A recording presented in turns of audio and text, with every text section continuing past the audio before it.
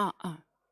Distinguished delegates, Agenda Item 3 of the 13th Asia-Pacific Forum on Sustainable Development will commence shortly. May I please ask all to take their seats?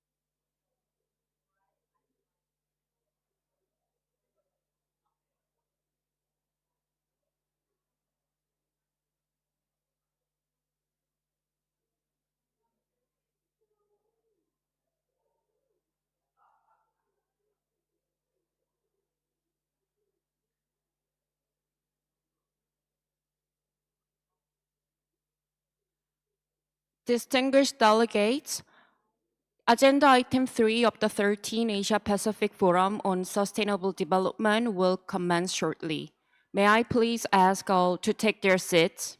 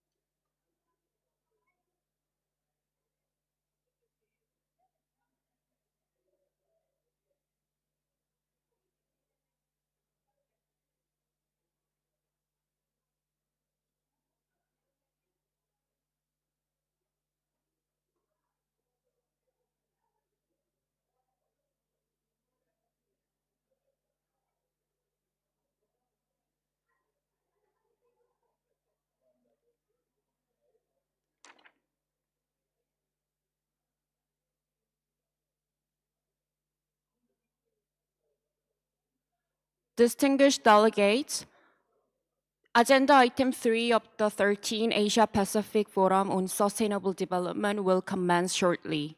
May I please ask all to take their seats?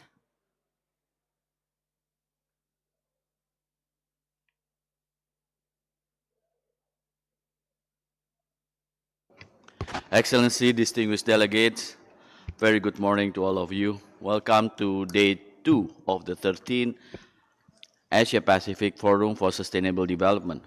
And this morning we will proceed with agenda item number 3, accelerating the implementation of the 2030 Agenda for Sustainable Development through the voluntary national reviews.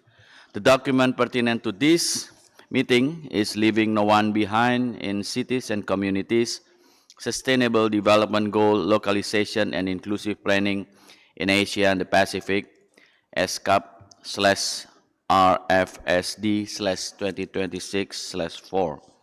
The role played by the voluntary national reviews in the follow-up and review of the 2030 Agenda is more critical than ever. Countries in the region have shown sustained commitment to the VNR process, with some having already presented multiple reviews, while this year marked the second VNR for all presenting Pacific countries. We understand the impact of the review can make, especially when meaningful engaging stakeholders and when integrated in the policy cycle. Leaving no one behind and SDG localization is essential to ensure reports are impactful, inclusive, and anchored in evidence. Discussion under this agenda aim to facilitate the exchange of good practices and lessons on how member states and stakeholders are utilizing the voluntary national review process to encourage more inclusive and evidence-based policy in the implementation of 2030 agenda. Through an interactive panel, the agenda item aimed to stimulate discussion on how to translate the recommendation outlined in the voluntary national review reports into action. It is my honor now to invite His Excellency Mr. Lok Bahadur Tapa, President of the 2026 session of the Economic and Social Council. Ambassador, you have the floor. Yes, yes. Thank you, Mr. Chair, Excellencies, distinguished delegates, dear colleagues. It is a pleasure to join you for this very important sessions of the Asia Pacific Forum on Sustainable Development. And I thank ESCAP and all partners for convening us here today again. The 2030 Agenda entrusted all of us with a very clear visions to advance sustainable development in a way that is inclusive and that is equitable, with a place to reach the furthest behind first. The voluntary national reviews presented annually at the high-level political forum on sustainable development have become one of the most visible mechanisms for delivering on that vision. The Asia-Pacific region has demonstrated remarkable leadership, with nearly all countries having now conducted at least one voluntary national reviews. This year, 3 Pacific Island countries, namely Kiribati, the Republic of the Marshall Islands, and Tonga, will present their second VNRs.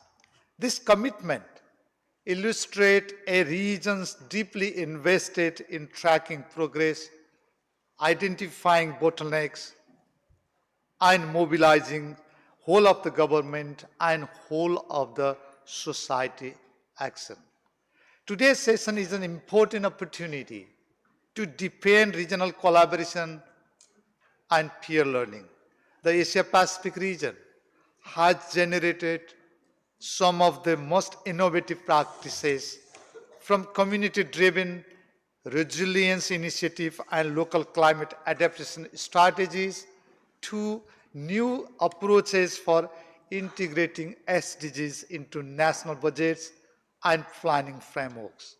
But the VNRs have also revealed the central truth.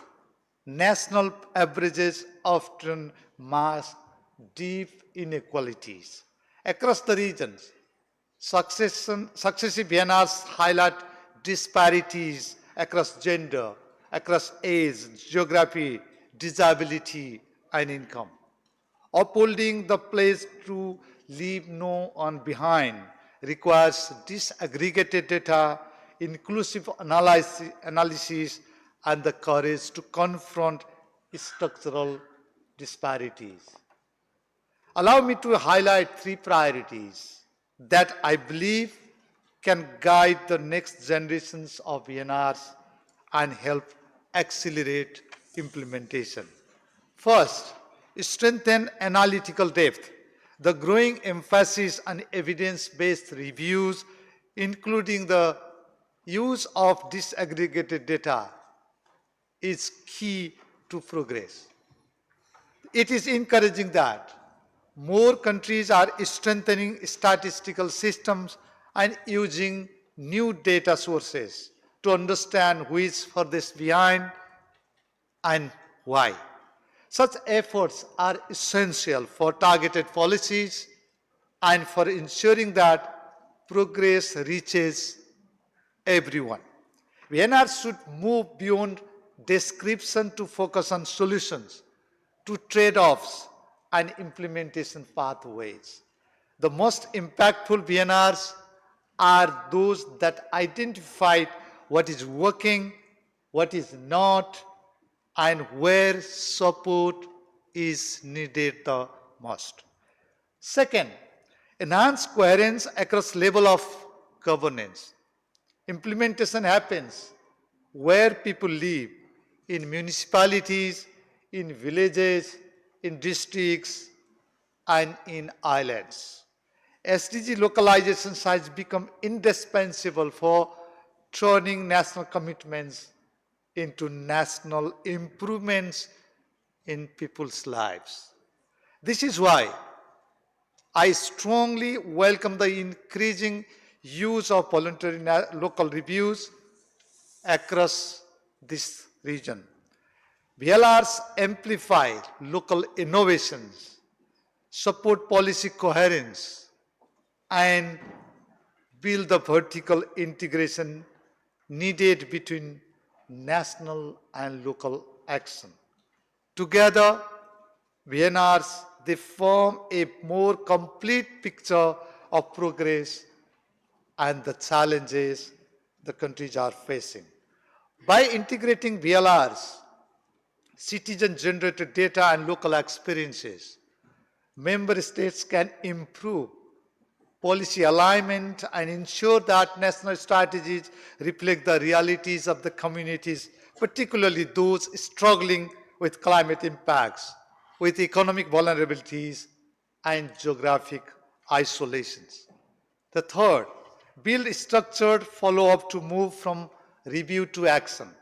Finding from VNRs must translate into policy reforms, financing strategies, and the partnerships that endure beyond the year of presentation.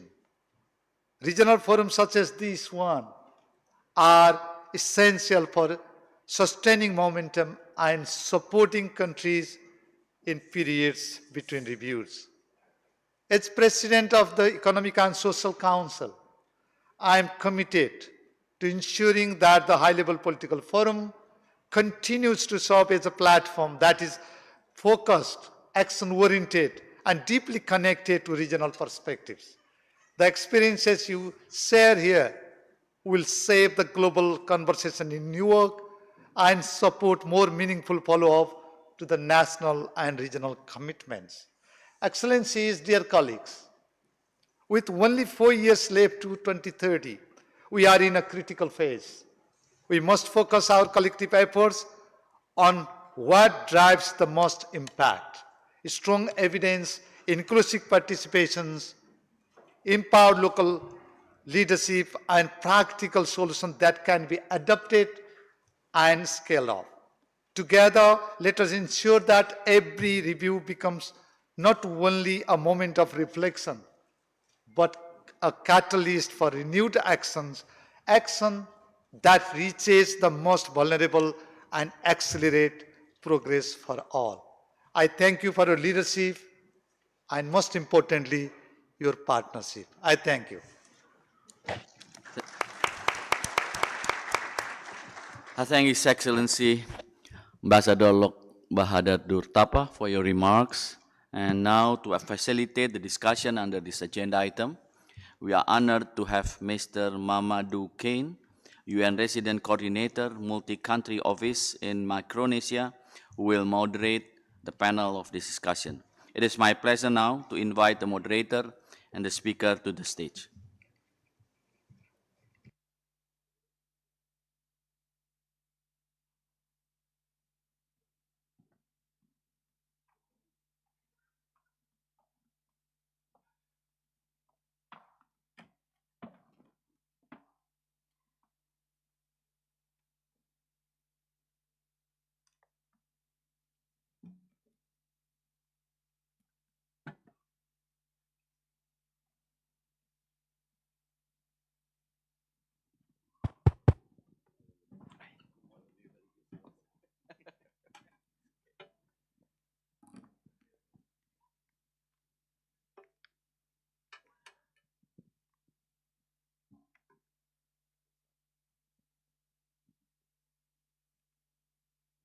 Good morning, distinguished delegates, excellencies, colleagues. It's an honor for me today to moderate this panel. I'll try to start by maybe introducing some of my colleagues that are around the table here. But before, I would like to just make a few opening remarks. You've heard it already. We are now just 4 years away from the 2030 deadline, so it's a must that we accelerate, the implementation of the SDGs. It's no longer optional; it is essential. Voluntary national reviews plays a very critical role in the effort of implementing the SDGs. They're not only a mechanism to access progress, but also a powerful national process that strengthens accountability, enhances coordination, and looks at supporting evidence-based policy making. And we'll hear today from our panelists some of the good examples that they have at the national level that illustrates that process. This year we have 3 Pacific countries. We're very proud of that. Kiribati, Marshall Islands, and Tonga that are preparing for their second VNRs that will be presented in New York in July. Last year we had 12 countries of the region in Asia and Pacific that presented their reviews, several for the 3rd or 4th time, which is quite a record. And this reflects really the region's sustained commitment to transparency and continuous improvement on advancing the Sustainable Development Goals. So the panel today will focus on how the VNR can accelerate implementation, particularly through integrating the leaving no one behind concept, and also looking at strengthening SDG localization. We'll hear from Indonesia, India on lessons learned and follow-up actions. We'll hear from Marshall Islands on their ongoing VNR journey, which we're also supporting from where we are in Pohnpei. We'll hear from civil society on inclusive participation and from the local governments as well on perspectives and the critical role that localization plays. So together, these reflections hopefully will help us to understand how the VNR process can move beyond reporting and also serve as a catalyst for real and lasting progress towards the SDGs. I will now move to presenting the panel of distinguished delegates that I have next to me. First, I have to my left His Excellency Mr. Fabian Alfianto Rudyard, who's the Vice Minister, Ministry of National Development Planning, National Development Planning Agency, or also known as Bappenas, of the Republic of Indonesia. Welcome. Thank you. Thanks so much. To my direct right, I have my very good friend, Ms. Abaka Anjain Madison, from the Marshall Islands. Ms. Abaka is the Deputy Chief Secretary, Office of the Chief Secretary in the Republic of Marshall Islands. Welcome. I have then next Mr. Heman Kumar Mina, who's the Director at the National Institution for Transforming India, NITI Aayog also, known as NITI Aayog, in the Republic of India. Welcome. Then I have Ms. Mitch Teofilo from the Indigenous Peoples International Center for Policy Research and Education from the Indigenous Peoples Group. Welcome as well. And last but not least, to my extreme left, I have Ms. Bernadia Irawati Chandradewi, I hope I pronounced that correctly, who's the Secretary General of the United Cities and Local Governments in Asia Pacific. Governments. Okay, governments, Asia Pacific. So we'll start now with the first question to our panelists, and we'll start with His Excellency, the Minister Fabian Alfianto. I'll ask you the first question, and I would like to just make it clear that we'll do a first round of questions. I'm giving you each 3 minutes to respond to the first question, and if we have time, hopefully, we'll also have a second follow-up question at the end, okay? So I'll start with Indonesia. Excellency, Mr. Minister, you have now presented 4 voluntary national reviews in your country.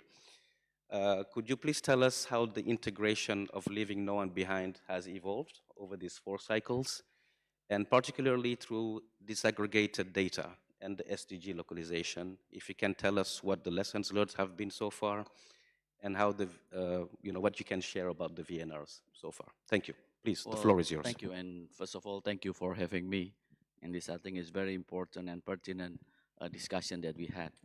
Uh, Mr. Moderator, when we speak about four voluntary national review that we has been conducted since 2017, 2019, 2021, and the last one is the 2025, we are not just speaking about four reports.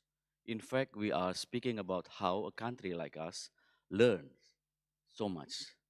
In 2017, for example, we focused on integration. We embedded the SDGs into our national development architecture, and we ensured that the 2030 agenda was not an only external commitment, but also a part of our national planning framework. At that stage, leave no one behind was a guiding principle. It's more like a moral anchor for us. But principle then must evolve into system. And then by 2019, then we understood that the national alignment alone will not be sufficient. Inclusion had to move vertically from national to provincial to district level. SDG localization became a central, and development cannot be inclusive if it's centrality designed but locally disconnected. Then came the pandemic, the thing that we experienced together. The 2021 VNR was not written in normal times. It was written during the crisis. And crisis revealed structural vulnerability that we had.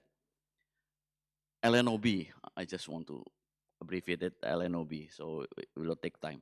Stop being philosophical and it's becoming operational. Disaggregated data become very critical, not as a statistical exercise, but as a lifeline. And then it allow us to identify who was falling faster, where the fragilities were deepest, and how recovery resources should be prioritized. And then by 2025, the conversation shifted again toward the accountability and systemic coherence. The SDG now are fully mainstream in our national medium-term development plan 2025 to 2029. Our Supreme Audit Institution is also involved in reviewing the VNR processes. Because sustainable development is not only about ambition, but it's also about the governance credibility.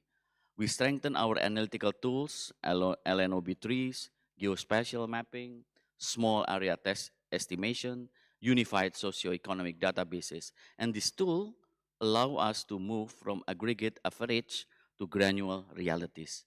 And that shift is very fundamental because averages can hide injustices, but disaggregation will reveal it. If there's no one lesson from our journey, Mr. Moderator, it is this: leave no one behind is not about charity. It is about structural fairness. It requires planning discipline, requires budget discipline, institutional clarity, and also, last but not least, political commitment. And for Indonesia, the VNR process has evolved from reporting to integration to the systemic transformation. Thank you. This is the thing that I can share. Thank you very much, Excellency, for these remarks. I take 3 points out of what you just said. Mainly, LNOB is about structural fairness. It is a moral anchor, and its inclusion needs to move vertically. So we'll retain that for now. I will not move to my right and give the floor to Ms. Abaka. Welcome. First question to you would be the following. If you can tell us a little bit more about the VNR process and how it has helped to strengthen evidence-based policy making. What are the main challenges in advancing the leaving no one behind principle and the SDG implementation? And you have, of course, a special setup because you have dispersed islands and communities. How is the VNR process helping strengthen your response to help the communities in those dispersed islands? Thank you, moderator RC Mamadou Yakwe. Yakwe? Advancing the Leave No One Behind, LNOB principle in the Marshall Islands is fundamentally shaped by the nation's highly dispersed geography and concentration of 3/4 of the population in Majuro, the capital city, and Kwajalein Atoll.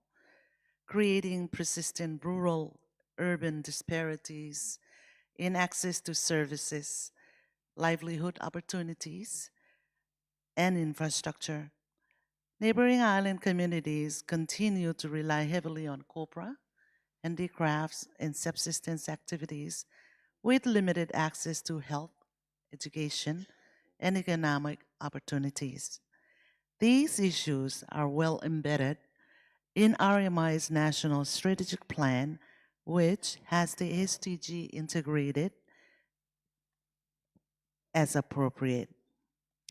Geographic isolation, costly inter-island transport, underdeveloped human capital, and the country's vulnerability to climate change and sea level rise further amplify inequalities and complicate service delivery. Furthermore, the nuclear legacy intensifies health and challenges for the entire RMI and has a long lasting impact not only on our ancestral land and ocean, which has sustained us over time, but has also disrupted our culture and traditional way of life. The VNR process is very instrumental as it strengthens ownership and national response by bringing together ministries, local government representatives, traditional leaders, faith-based groups, youths, vulnerable communities, and the private sector through existing national planning mechanisms such as the National Strategic Plan SDG Steering Committee, VNR Working Group, stakeholder workshops, and consultations.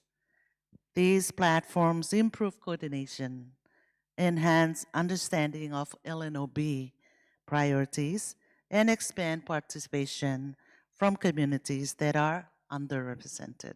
Thank you. Thank you very much. The timing was perfect, so I thank you for that. You've heard it. VNRs also strengthen ownership by bringing together all the different stakeholders that Ms. Abaka just has listed for us. Mr. Hemant, you are next. India presented its most recent VNR in 2025 and has made significant progress in advancing SDG localization across the different states and districts. Could you please share with us how the VNR process has helped strengthen coordination across the different levels of government and how it has supported the integration of the concept of leaving no one behind analysis into planning and implementation? The floor is yours. You have 3 minutes. Thank you, Mr. Moderator, and thank you, EPA SFD. Um, uh, India has got uh, about more than 50 union ministries and departments. And VNR process requires a significant amount of coordination effort for reporting of implementation progress in different SDGs. And this required a lot of coordination among these departments because different departments are doing implementing different schemes and they are contributing towards a single SDG. For example, no poverty. All departments, some are implementing electricity, cooking fuel, housing, but they are contributing towards a common goal. So there is a lot of coordination effort is required to bring all of these ministries at a single platform. So we have one institutional mechanism for this. When we have presented our first VNR in 2017, then we have constituted SDG task force, and this task force constituted of most of the important ministries, state and UTs at subnational level. And this platform has facilitated a very lively discussions among these ministries, and they have shared about their schemes with each other, and it helped in documenting the progresses happened uh, uh, during the implementation of these schemes. So initially in 2017, very limited number of the ministries was there in the SDG task force. But when we have presented our second VNR in 2020 and later on in 2025, we have expanded the scope of SDG task force. We have included even more number of the ministries, state and duties at sub-national level, and think tanks also, so that they can discuss the nuances of the schemes and better report about the progresses in SDG implementation. So this task force has the mandate of adaptation, implementation, and reporting of the SDGs. In the last year VNR, we have followed the principle, which is the one of the best practices, whole of government and whole of society approach, and the principle of leave no one behind. Uh, uh, we have adopted that, and we have consulted all the diverse population groups in order to take into account their challenges, their recommendations into the VNR process. And it's a very, I would say, very eye-opening exercise for us. It has thrown upon lots of recommendations which are very new, lots of challenges which about which uh, we are aware, but we need to take more action on that. So it was a very, very coordinated effort in development of the VNR. I would say that at the same time we have conducted lots of national workshops in which all the sub-national bodies have participated, and they have shared their best practices and uh, with each other so that they can learn from each other. Uh, Regarding this LNOB analysis that UN ESCAP has developed, they have shared with us, and we have integrated this analysis in our VNR report. And this analysis has helped in identifying the groups which are furthest behind among a population group. And currently we are implementing some of the pilot studies in one of our state in Rajasthan for understanding uh, sexual and health rights about the children, for finding out which are the groups which are very furthest behind, so that we can design very, very tailored policies for targeting those groups. So it is very helpful for us. So this is the in nutshell about the coordination effort and LNOB analysis. Thank you so much. Thank you very much, Mr. Herman. Much appreciated. So we've seen how coordination remains essential in the implementation and review of the VNRs, how by expanding the scope of the task force and being as inclusive as possible, and making sure that the LNOB analysis also looks at tailored policies that targets the communities. So very important points made there. I will now move to the civil society angle.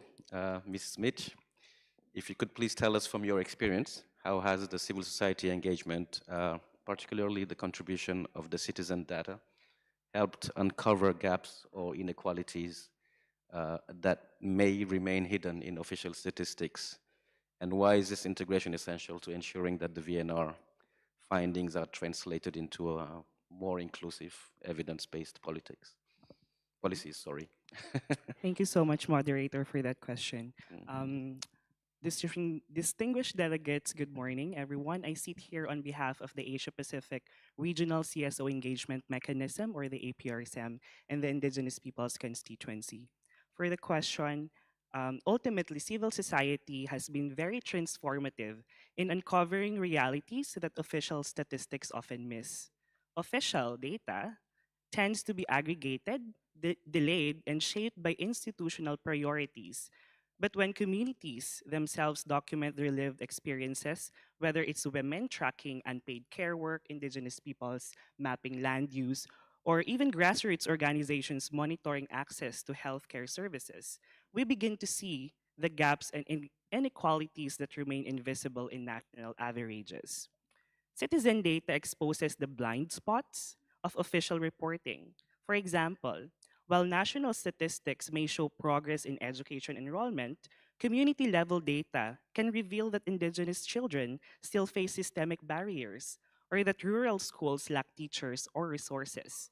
These insights don't just add nuance, they challenge us to confront inequities that would otherwise be glossed over. And I like the question that you use the word integrating, not just recognizing, because integrating these data into voluntary national reviews is essential because it democratizes evidence. It ensures that VNR findings are not only government-led narratives, but collective accounts of that reflect people's realities. This integration strengthens accountability. Policies are informed by citizen-generated data, are more inclusive, more responsive, and more likely to address structural inequalities. Without it, we risk producing reports that celebrate progress while ignoring exclusion. Ultimately, civil society engagement through citizen data is not just about filling statistical gaps. It's about shifting the power. It affirms that communities are not passive beneficiaries, but active producers of knowledge. And when their evidences shape VNRs, we move closer to policies that are truly evidence based, inclusive, and aligned with the principle of LNOB that you are mentioning, or the leave no one behind principle. Now, there are some initiatives. For example, the Collaborative on Citizen Data is a step in the right direction that brings together civil society, National Statistics Office, research institutions, and human rights institutions, among others. It is a promising initiative, but political will of states to recognize and support citizen or community generated data is important. Now, last point, APRSM and the major groups and other stakeholders actually have been coordinating the full and effective engagement of civil society and constituencies in the voluntary national review process through the voluntary national review task group. And this is the output of this is the CSO statement delivered during high-level political forum in New York. Thank you. That's it for now. Thank you, Ms. Mitch. So you've heard it, the civil society angle is very clear, it is transformative. And I will retain one thing, citizen data exposes the blind spots of the official reporting. Thank you very much. I'll move now to our Secretary General, Ms. Bernadia. The microphone is working, I hope. Okay, very good. So SDG localization plays, of course, a critical role in turning national commitments into tangible outcomes. Would like you to share with us how subnational governments and cities contribute to SDG implementation and how coordination across all the levels of governments also helped ensure more coherent, inclusive, and effective action. Floor is yours. Thank you very much, Excellencies, ladies and gentlemen. Very good morning, Sawadika. And when we talk about localization of SDGs, it's actually in the heart of local governments and of course in the hearts of communities as well. Because without localization of SDGs, this 2030 agenda cannot be delivered. So as reflected in our slogan, localization to realization. Because now the key is execution. This meaningful progress depends on translating global commitments into concrete action at the local level. So when we talk about public services or public expenditure related to service delivery in Asia Pacific, we actually have over 60%. 60% of public expenditure related to service delivery is implemented at the subnational level. So this is just to emphasize how important subnational governments in translating global commitments into tangible results. And local governments, local regional governments contribute in two significant ways. And the first, they translate national targets into locally tailored policies. And through instruments such as VLRs, voluntary local reviews, I think many of you are already familiar with the VLRs. And we have to be very proud because Asia Pacific is one of the fastest growing regions in the movement of VLR development. And since 2017, we have offered VLR have been published. In total, there are around 240 VLRs. So UCAG ASPAC, this is the organization that I belong. We also been the coordinating body of the Asia Pacific Local Governments Coordinating Body that advocate all the voices of local governments in the Asia Pacific regions. So we have been supporting more than half of the processes, including both VLRs and those who are not familiar. There is also another term, but we call it voluntary subnational review, by providing technical guidance, facilitating peer learning, and of course, strengthening multi-level dialogues. This, of course, cannot be possible without the big support of all the key partners here, including, of course, our close partners, UN ESCAP, ADB, IGES, and our World Secretariat. So VLRs actually have been benefiting local governments in strengthening institutional capacities. They have so many kind of objectives in producing a VLR, including improving coordination mechanism. And at the same time, also VLR position local and joint governments on the global map in demonstrating actually leaderships and innovations that enhancing also their credibility in international arena. And second, local governments also we see as enablers of multi-stakeholders platforms at the local level by engaging different kind of stakeholders, including civil society. So these efforts certainly strengthen local ownerships and improve policy coherence across sectors. So in short, localization of ADGs enhance effectiveness by connecting national ambitions with the local realities, also with the structure coordinations, ensure that lessons from the local level meaningfully inform national policy reform. Thank you. Thank you very much, Ms. Bernaja, for those remarks from the local government level. So it translates, local governments translate into national targets into local policies, and they are also enablers of multi-stakeholders platforms at the local level. Those are the 2 points that I'm getting out of your intervention. Thank you very much.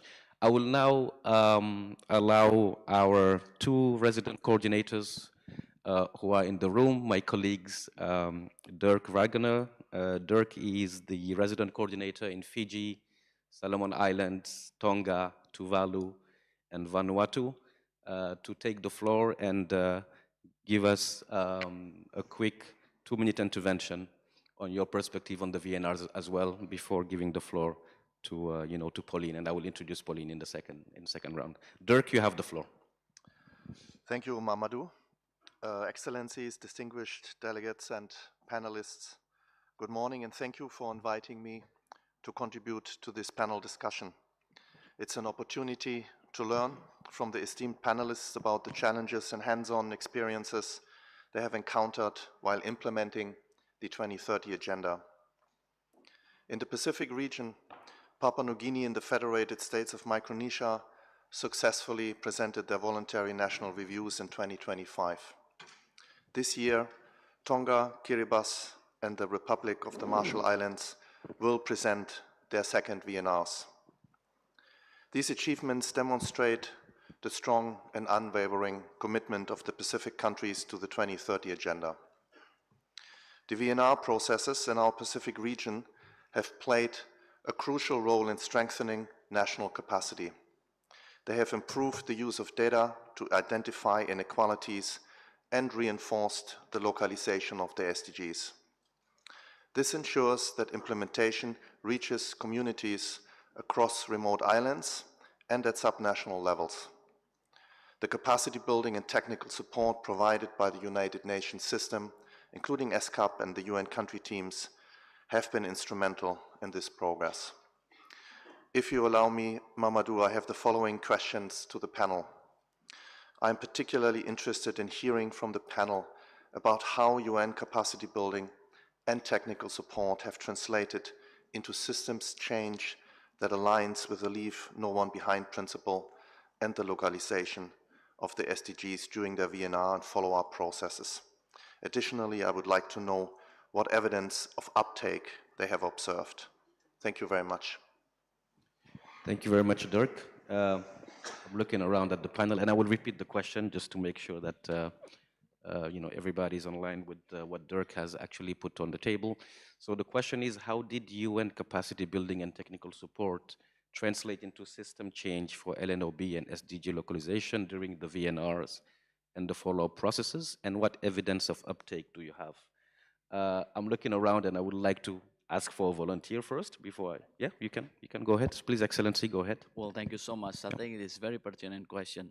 And of course, for us, the UN system has been a valuable partner in this particular journey since our first VNR, not only through technical support, but also through institutional strengthening. I think that second point is the very much important one. Support from UNDP, for example, UNESCAP, Resident Coordinator Office, and UNICEF has helped us in deepen our LNOB studies, improve our data system, and strengthen subnational capacity. You know, there is so wide the gap in terms of capacity between the national government and the subnational government. So this is why where the UN system helping us. But the most important thing is of the outcome is the ownership. External support is helpful, but sustainable implementation must be domestically anchored. And today our VNR is increasingly integrated to our national planning and monitoring cycle. It also informs policy. It does not sit beside it, but it's inside the policy. So that is the point that I can share in our experience relation with the UN assistant on this particular issue. All right, so there's enthusiasm on the question. Thank you very much, Excellency. I will give 1 minute to Ms. Abaka and then move to Herman as well before going back to Pauline. So, Ms. Abaka, you have the floor. Yeah, thank you for the question.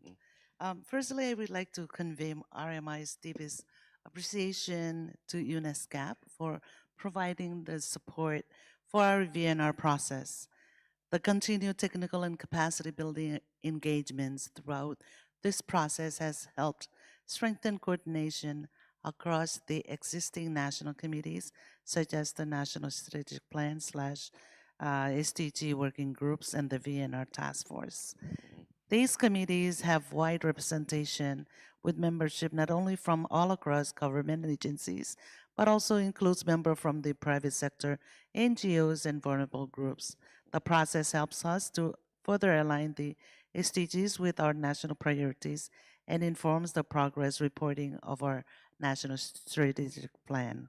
For our second VNR, the RMIs agreed to use our national plan and the blueprint of our VNR report, in which we will focus on the national priorities and the alignment to the SDGs. To further assist us on our VNR report, ESCAP has helped prepare an analysis using the LNOP tool to help us better understand which groups are furthest behind. The RMI will review this analysis provided and see how we can further or reflect the findings in our 2026 VNR report. Thank you. Fantastic, very straight to the point, and thank you very much, Ms. Abaka. Herman, please, in 1 minute so we can continue. Thanks. Thank you for the question. First of all, I would like to thank UN agency and UN system for supporting us in this process, in the process of SDG implementation, monitoring and reporting. And they have been a valuable partner in this journey. Regarding institutional mechanism, we have established our national indicator framework. Now at subnational level, state indicator framework, district indicator framework. So they are very instrumental in this, in establishing these data monitoring frameworks. At the same time, SDG, we have now started SDG Coordination and Acceleration Center at subnational level in order to make implementable action plan for the SDGs. And UN system is very helpful in establishing these centers. And at the same time, they are monitoring mechanism, for example, SDG India Index. At local level, now we have started Panchayat, at village level, Panchayat Advancement Index. In these indexes also, UN system is helping us, and we have institutionalized them, and we are coming up with the better versions every time. And now we are establishing the system of VLR also, voluntary local reviews as well. So these are the institutional mechanism, and through which we are monitoring the SDG processes with the support of UN system. Thank you so much. Fantastic. Thank you very much, Herman. I will now move to my colleague, Pauline Tamesis. Pauline is our resident coordinator in Vietnam. Pauline, you have the floor. Good morning, distinguished members of the panel and delegates. In the spirit of learning as embodied by this important panel, I share experience from Vietnam to the discussions, and thank you for this opportunity. In 2023, Vietnam proudly submitted its second voluntary national review to the High-Level Political Forum, an achievement made possible through the substantive support of the United Nations system, reflecting the spirit of partnership and shared responsibility for sustainable development. Beyond reporting, the VNR process helped Vietnam strengthen its capacity to track SDG progress and ensure inclusivity. With the UN country team and ESCAP support, the government conducted a leaving no one behind analysis, similar to what has been described by the representative of RMI, which enabled us to identify vulnerable groups and embed evidence-based policymaking into our national statistics system. Tools such as the LNOB framework and the Social Protection Online Toolbox now allow Vietnam to pinpoint disparities by income, gender, age, disability, or geography, and to design policies that directly address them. Yet the VNR also highlighted two decisive challenges: data and financing. The first one was already elaborated by the panelists, and I'm really keen to hear more on the financing part. On data, gaps in coverage, timelines, and disaggregation remain barriers to effective monitoring. On financing, Vietnam's transition toward upper middle income status means declining ODA, underscoring the urgency of mobilizing domestic resources and innovative financing. Guided by the 14th Party Congress, Vietnam is prioritizing progressive tax reforms, green and blended finance, steering FDI towards sustainable industries, and reforming capital markets to attract investment in jobs, social protection, digital transformation, and energy transition. These efforts reaffirm Vietnam's determination to accelerate SDG implementation in a way that is nationally owned, globally connected, and future-oriented. So I pose this question to the panel. How have member states used the VNR process to strengthen their data systems for monitoring? I think that has been already addressed, but maybe some insights on how to develop financing strategies that can truly deliver the SDGs. Thank you. Thank you very much, Pauline, for sharing the tools available to us in also pinpointing disparities that have to do with income, gender, age, disability, geography, etc. Much appreciated from the Vietnam perspective. The question Pauline has asked is the following: how have member states used the VNR process to strengthen data systems for monitoring and to develop financing strategies that can truly deliver the SDGs? I'm looking at the two extremes, far right and far left, since you haven't taken the floor yet for the second round. Or if anyone else wants to take it, yeah, please go ahead, Mitch. Thank you You have so the floor. much. Yeah. All right, thank you so much. And I will go to the perspective of the meaningful and meaningful engagement participation of civil society, specifically indigenous people's constituency, that we should, the participation should shift the process from consultation to co-creation. It ensures that VNRs are not simply reports about peoples, about indigenous peoples, but reports shaped with them, that distinction matters. Policies designed without indigenous perspectives risk reinforcing marginalization, while policies informed by indigenous leadership can strengthen self-determination. And just my final point, beyond ensuring full and effective participation of indigenous peoples in the VNR process, and that SDG reports integrate live realities, what's more critical is the realization of the self-determined development of indigenous peoples. The current development paradigm that is anchored on capitalism and extractivism is endangering many indigenous communities. And so we cannot talk about sustainable development without talking about the state's obligation to ensure that human rights for all are fulfilled, and that includes indigenous people's rights. And going to the localization of the SDGs and its reporting process, this means that people are able to define their own development pathways and are able to track and report progress in their own ways from their own perspective. Thank you. Thank you very much, Mitch. Much appreciated. I will now give the floor to Bernadia. If you could not only answer the question that Pauline has asked, but also give us from your experience also how the local data, including through voluntary national reviews, helped identify gaps to inform national SDG priorities, please. We have a hard stop at 10:05, so I would like to, Okay. start wrapping up. Thank you so much. Yeah, thank you very much for the questions. Actually, I like to also answer related to financing. This is a big issue everywhere, not only in Asia and Pacific, but it's all over the world. That's why in the VLR systems, we also include what we call it innovative financing mechanisms.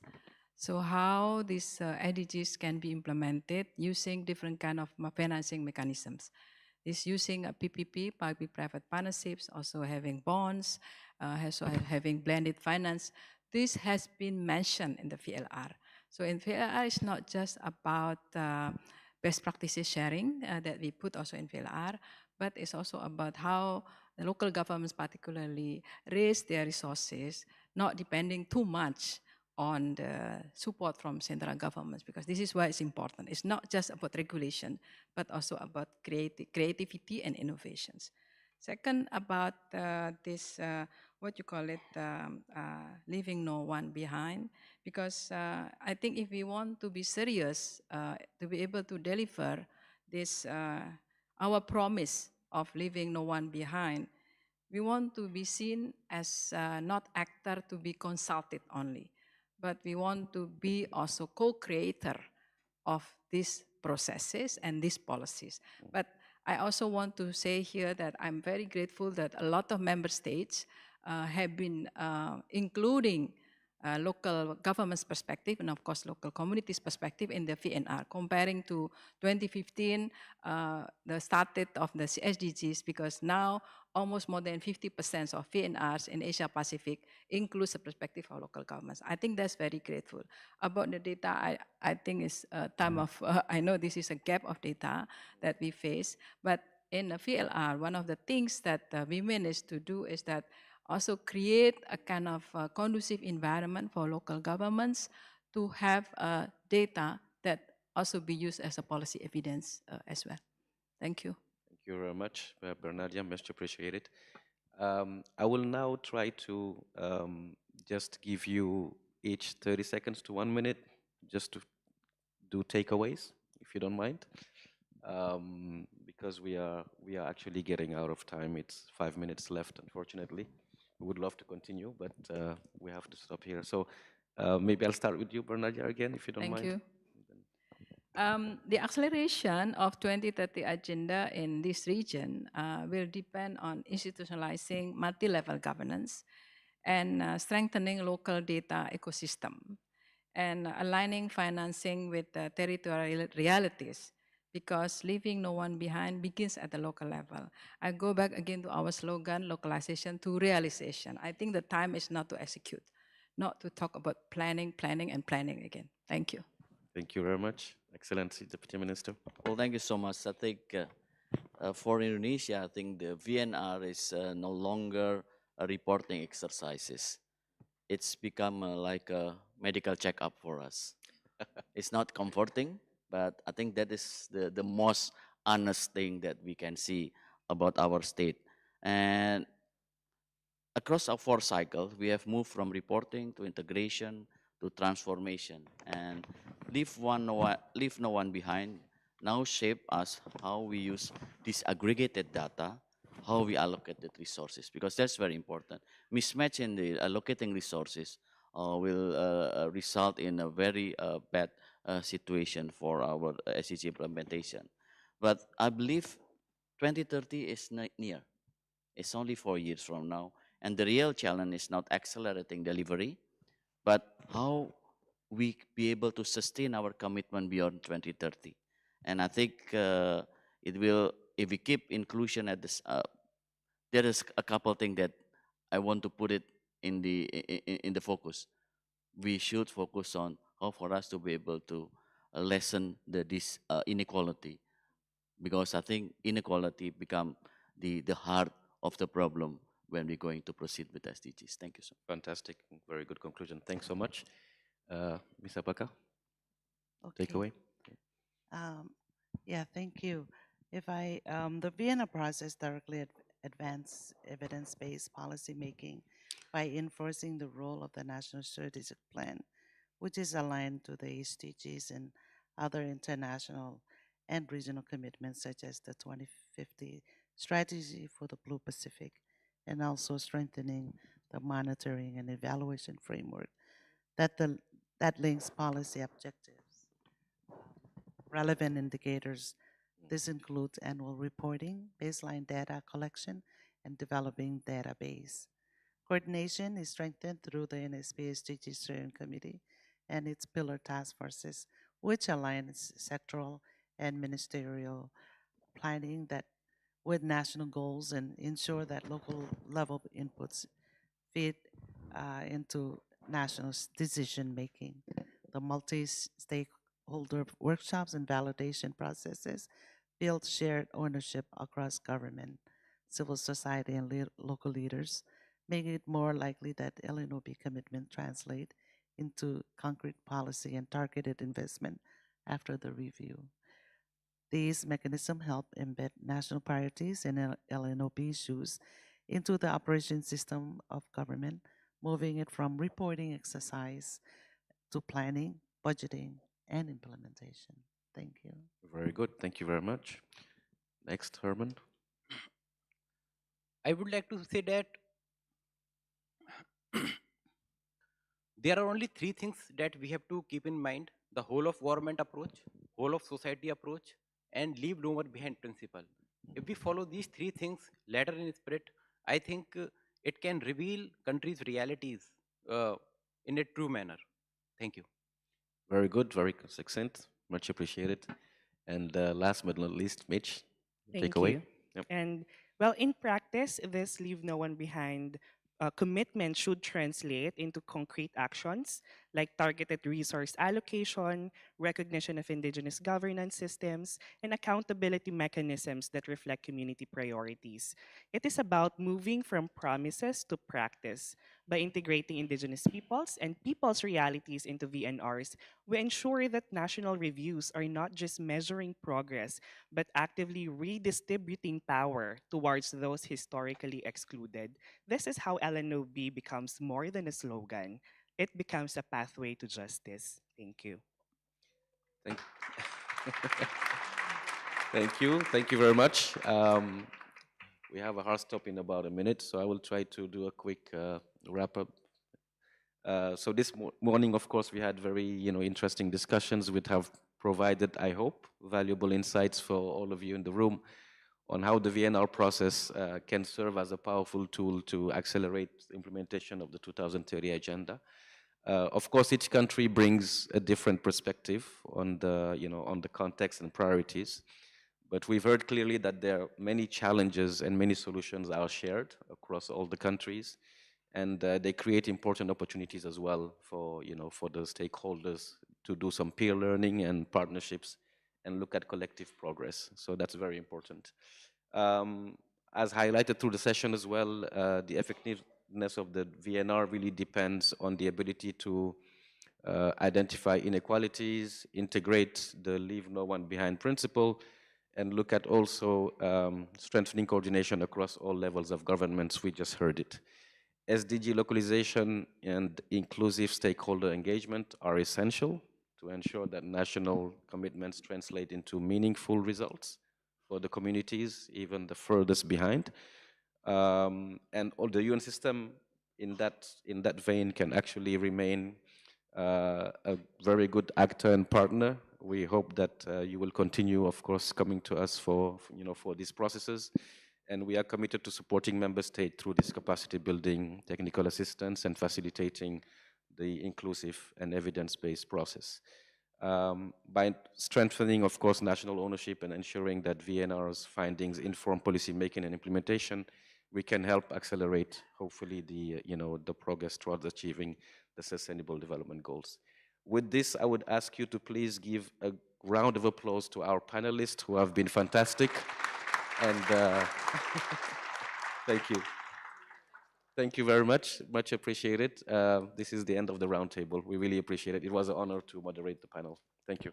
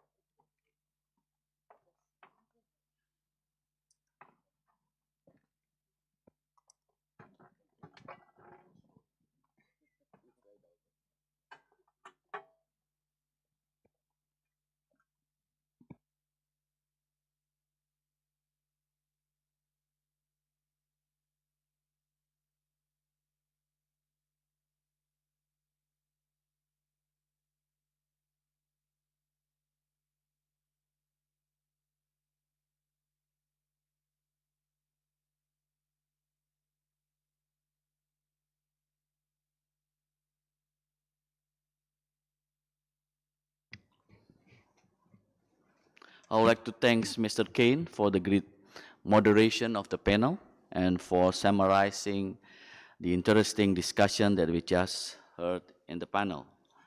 Excellency, distinguished delegates, ladies and gentlemen, I am pleased to invite the distinguished delegates to intervene on agenda item number 3, accelerating the implementation of the 2030 Agenda for Sustainable Development through the Voluntary National Review. I will open the floor to statements from delegates in the speaking order as I received from the Secretariat. I kindly remind delegates to limit their statement to no longer than 3 minutes length to allow all delegates the opportunity to speak. And I have the first speaker on my list is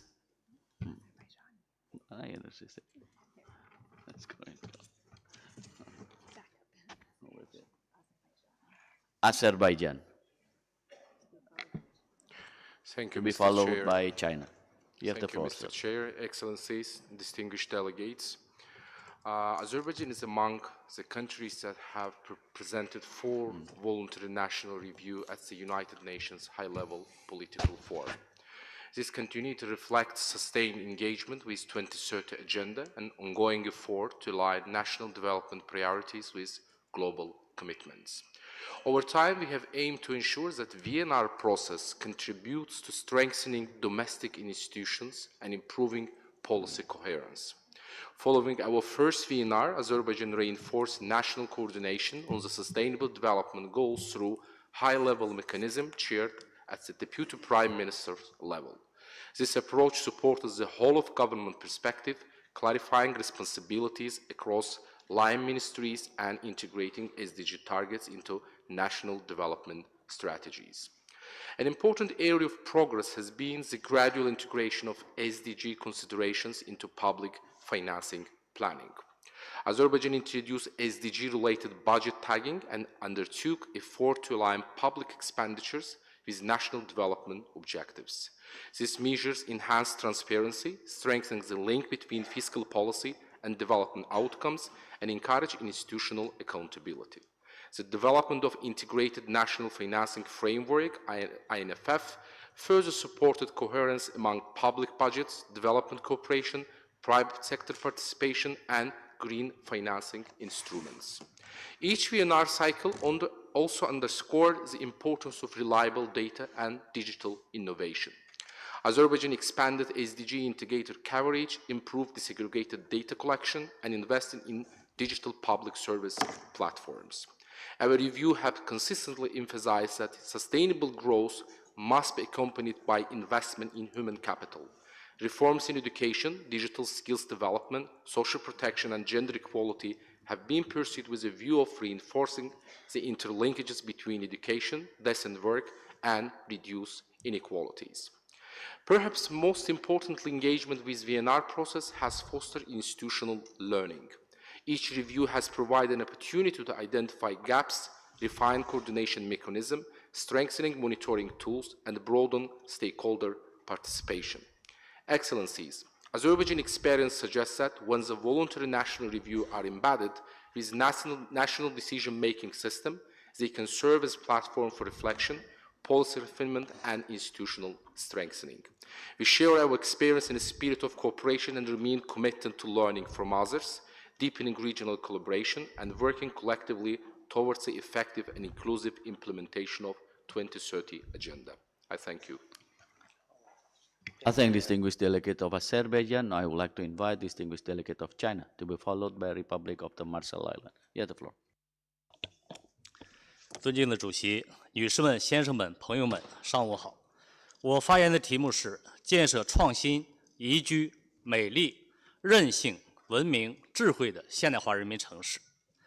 2030年可持续发展目标是人类的共同愿景，而城市是可持续发展的重要载体，人民幸福生活的重要空间。中国政府高度重视，立足基本国情和发展阶段，统筹实施了一系列务实行动和有力举措。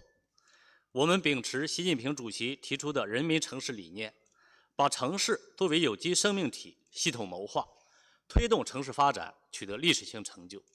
新型城镇化水平和城市发展能级、城市规划建设治理水平、城市宜业宜居水平、城市历史文化保护传承水平、城市生态环境质量都大幅提升。2025年，中国城镇化率达到67.89%，有9.54亿人口居住生活在城市。当前，中国的城镇化正从快速增长期转向稳定发展期，城市发展正从大规模增量扩张阶段转向存量提质增效为主的阶段。从这个实际出发，我们提出坚持城市内涵式发展，以建设现代化人民城市为目标，以推进城市更新为重要抓手，大力推动城市结构优化、动能转换、品质提升、绿色转型、文脉更续、治理增效，牢牢守住城市安全底线，走出一条中国特色城市现代化新路子。这包括着力优化现代化城市体系，促进大中小城市和小城镇协调发展、城乡融合发展，着力建设富有活力的创新城市，培育壮大城市发展新动能，着力建设舒适便利的宜居城市，系统推进好房子、好小区、好社区、好城区4好建设，着力建设绿色低碳的美丽城市，推动减污、降碳、扩绿协同增效，着力建设安全可靠的韧性城市，提升城市空间韧性、设施韧性、管理韧性，着力建设崇德向善的文明城市，促进城市文化繁荣发展，着力建设便捷高效的智慧城市，不断提升城市治理智慧化、精细化水平。女士们、先生们、朋友们，未来值得期许，挑战必须应对。中国愿与各方一道努力，为实现2030年可持续发展目标做出新的更大贡献。谢谢。I thank distinguished delegate of China. Now I would like to invite distinguished delegate of the Republic of the Marshall Islands to be followed by the Philippines. You have the floor, sir. Excellencies, distinguished delegates, Yakukumalep, hello to you all. I am honored to deliver this statement on behalf of the government and people of the Republic of the Marshall Islands. As we prepare for our second VNR in 2026, the Republic of the Marshall Islands reaffirmed its commitment to advancing the Sustainable Development Goals, which have been integrated into 5 thematic pillar areas in our National Strategic Plan, which is RMI's apex document. As a small island country in the vast Pacific Ocean, the Marshall Islands face unique challenges from the nuclear legacy, climate change, sea level rise, to geographic isolation and limited statistic capacity. The realities that we experience and continue to live with have reinforced our commitments to ensuring that the 2030 agenda is pursued through the implementation of the priorities laid out in our national plan. Our engagement with the VNR process with support from ESCAP has been instrumental not only in tracking progress of the SDGs at country level, but also informs the reporting process of our national strategic plan. The VNR process further strengthens our ownership and national response by bringing together an inclusive representation of multi-sector stakeholders through existing national planning mechanisms such as the National Strategic Plan SDG Steering Committee and VNR Working Group. For the RMI, data gaps and statistical capacity continue to be a challenge. Without timely and quality data, we can obscure the realities of vulnerable communities. Through our VNR preparation, we identify the critical need for disaggregated data to better understand the disparities between different groups and marginalized populations. The principle of LOB Leave No One, LNOB, the Leave No One Behind, is particularly relevant in our national context. Many of our citizens live in remote islands where service delivery is costly and infrastructure is limited. By strengthening disaggregate data systems, we are better positioned to target policies, allocate resources efficiently, and ensure that those in the most remote communities are not overlooked.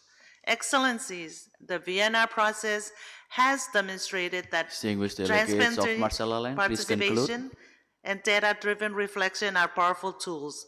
For the RMI, it has reinforced national ownership of the 2030 Agenda and shaped our focus on those further behind.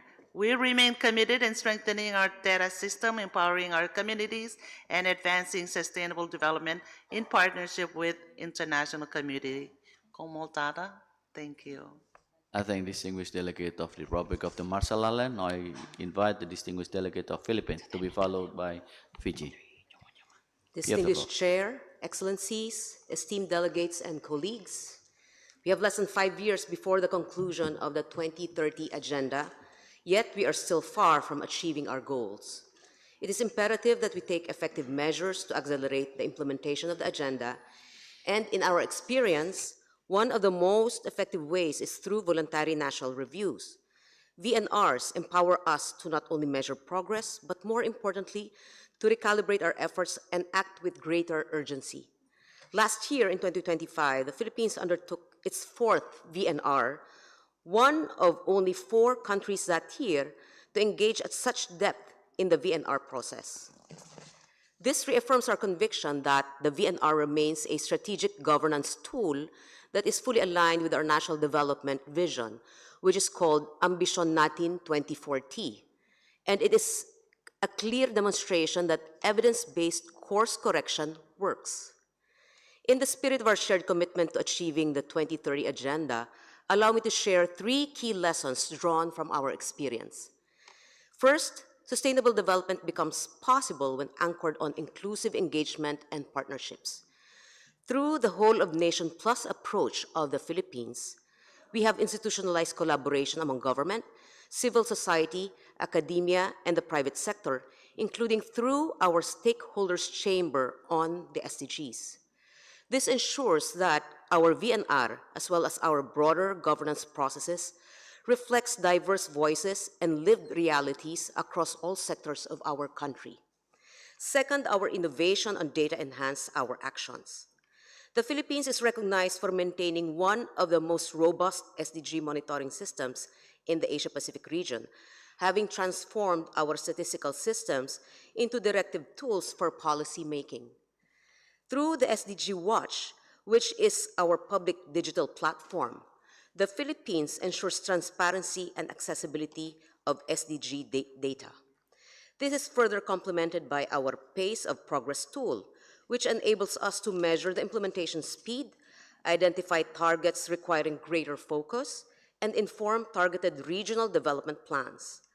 Together, these innovations enable us to move further beyond reporting progress toward actively accelerating progress through real-time, forward-looking decision-making. Third, we are matching localization with innovation and financing. The Philippines is proactively addressing subnational disparities through the regional SDG catch-up plans that is supported by a national budget where the SDGs are fully mainstreamed. I am pleased to share that our National Innovation Fund has already awarded over $5 million to priority projects, affirming our belief that innovation financing is fundamentally development financing.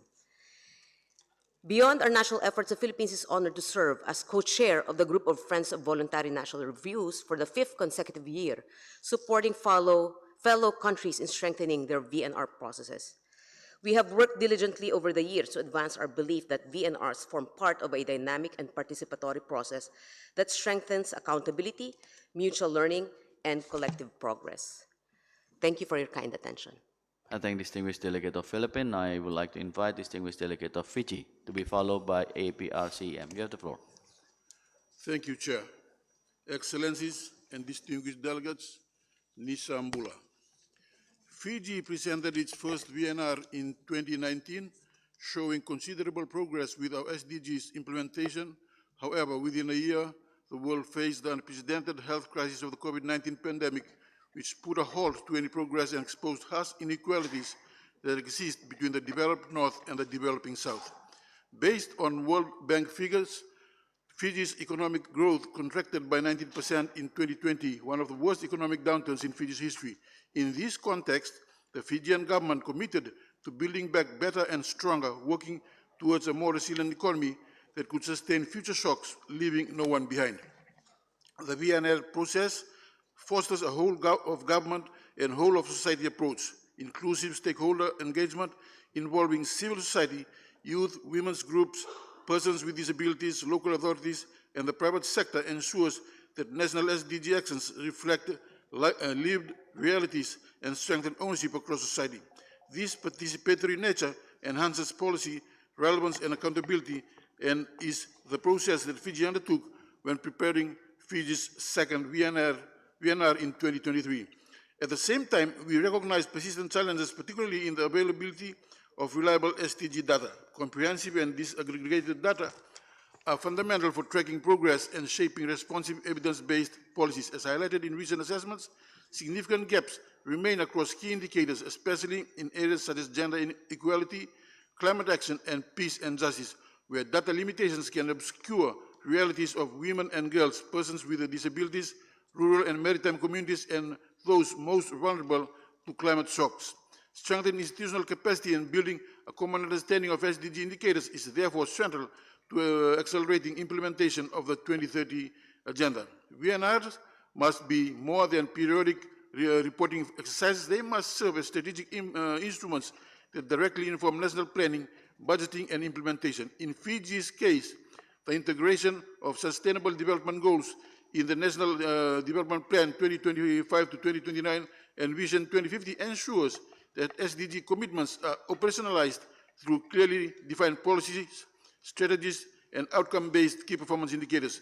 By leveraging the NDP as the principal framework for SDG implementations, the VNR process strengthens the linkage between national priorities and measurable results. Finally, the VNR process enriches global and regional follow-up and review through platforms such as the High-Level Political Forum, the Asia-Pacific Forum on Sustainable Development, and regional workshops on VNR follow-ups. Countries share lessons learned, best practices, and innovative solutions. This peer learning promotes more coherent, accelerated SDG actions across borders, ensuring we are leaving no one behind. Thank you, sir. I thank distinguished delegate of Fiji. Now I would like to invite distinguished delegate of APRCM for collective statement, followed by Armenia. You have the floor. Thank you, Chair. Warm Pacific greetings to one and all. Today, I speak on behalf of APRCM and the Pacific Islands Association of NGOs, bringing a Pacific voice to this space. Ladies and gentlemen, for us in the Pacific, the VNR is not simply a reporting exercise. It is a test of whether our people experience real change in their daily lives. In 2026, Kiribati, Marshall Islands, and Tonga will present their VNRs. These small island nations continue to navigate rising seas, geographic isolation, fragile economies, limited physical space, and in some cases, the lasting impacts of nuclear legacies. And I repeat, the lasting impacts of nuclear legacies. Limited physical space that still shape environmental, health realities. Their journeys remind us that development cannot be measured through national averages alone, but through dignity, resilience, and the lived realities of communities.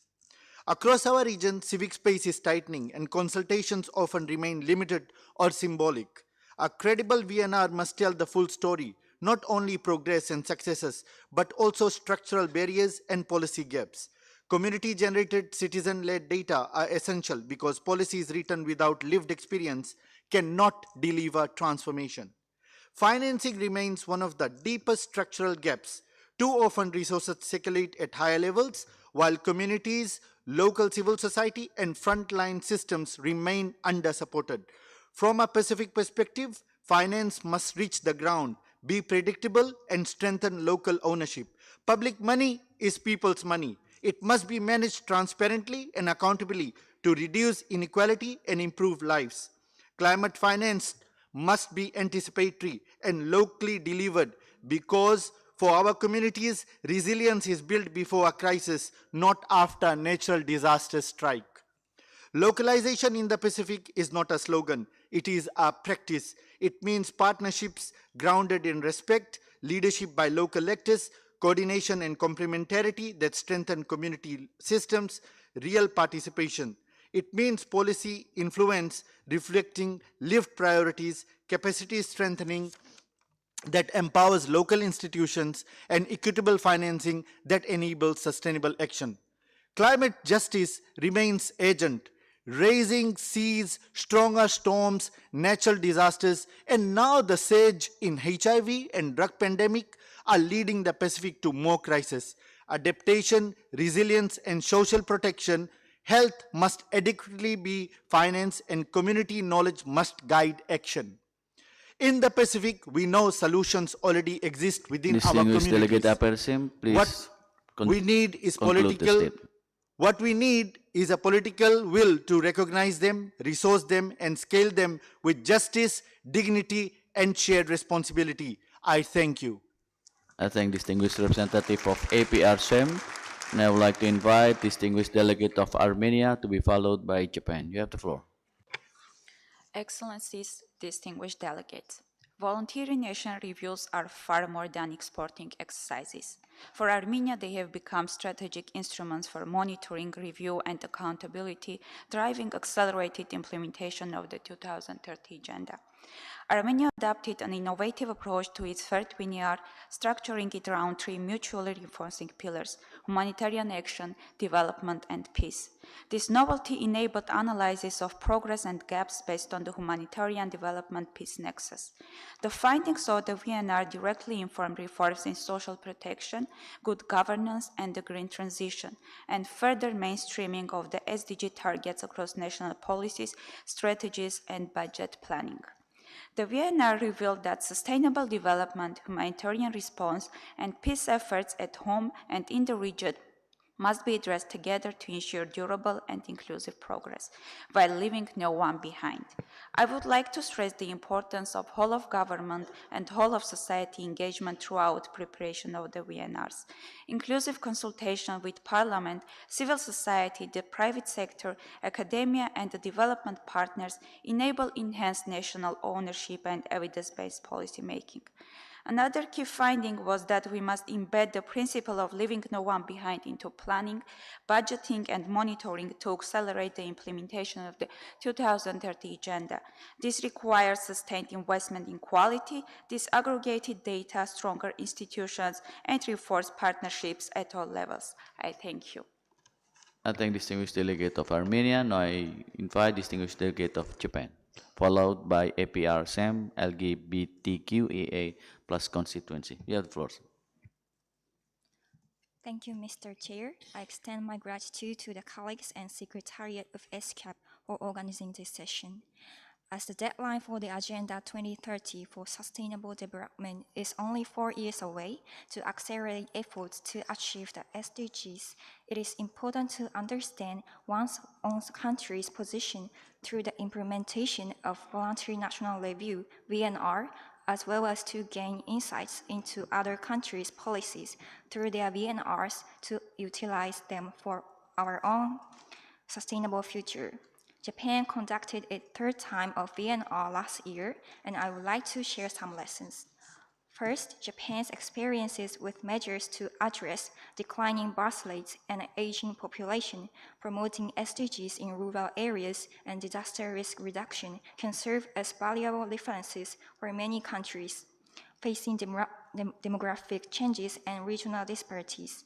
In Japan, local governments regard the SDGs as a guideline for addressing challenges. The entire country has positioned efforts to solve social issues as a growth engine, leading to progress in areas such as health and welfare, economic growth and employment, infrastructure, industry and innovation, and climate change. Second, it is important to create synergy by addressing various fields across sectors to achieve the SDGs. I'd like to introduce an example of public-private partnerships. Toyota City, located in central area of Japan, carried out the project for preventive care through collaboration with private companies to contribute to regional revitalization and aging population issues. In this way, we believe that cross-sectoral cooperation is a driving force for SDG promotion. We feature such cross-sectoral initiatives at the Osaka Kansai Expo, and we will emphasize these efforts again at Green Expo 2027 to be held in Yokohama, Japan. Third, we conducted the VNR with the involvement of diverse stakeholders, including experts, civil society, and youth, primarily through the SDG Promotion Roundtable established by the government of Japan. This process enabled us to recognize the connection between various initiatives and demonstrate progress comprehensively. To conclude, VNR provides a valuable opportunity to review our current situation from multiple and objective perspectives, and it also allows other countries to understand the characteristics of Japan's SDG efforts and apply insight to their own initiatives. I thank you. I thank distinguished delegates of Japan. I would like to invite distinguished representative of APR-SEM, LGBTQIA plus constituency. You have the floor. To be followed by Thailand. Thank you, Chair. I'm Jolene Mataelis, speaking on behalf of the LGBTIQ constituency of APRM-SEM. We across the region continue to face overlapping legal, religious, and social barriers that heighten their vulnerability, particularly amid the escalating climate crisis across Asia and the Pacific. Rights holders' engagement in the VNR process is crucial to ensure human rights of LGBTIQ+ communities are not left behind. While transgender people have long held culturally recognized roles prior to colonial influence, same-sex relationships remain criminalized with penalties of up to 10 years in prison, and there are no anti-discrimination protections.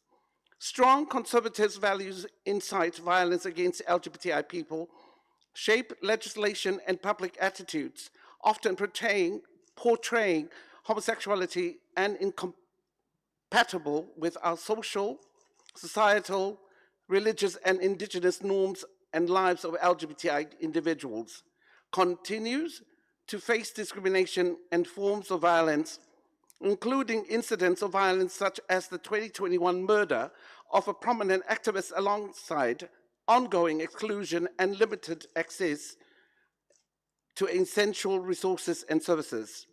Our country has joined several UN review processes.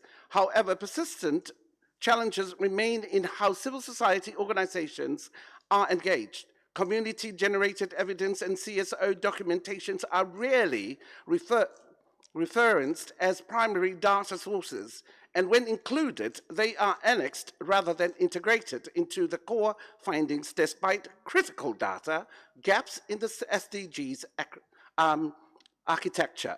We recommend the governments to prioritize equity and leave no one behind principle by centering VNR analysis on those most marginalized, including LGBTI communities, and assess how laws and policies address structural inequalities rather than relying society on aggregate process indicators.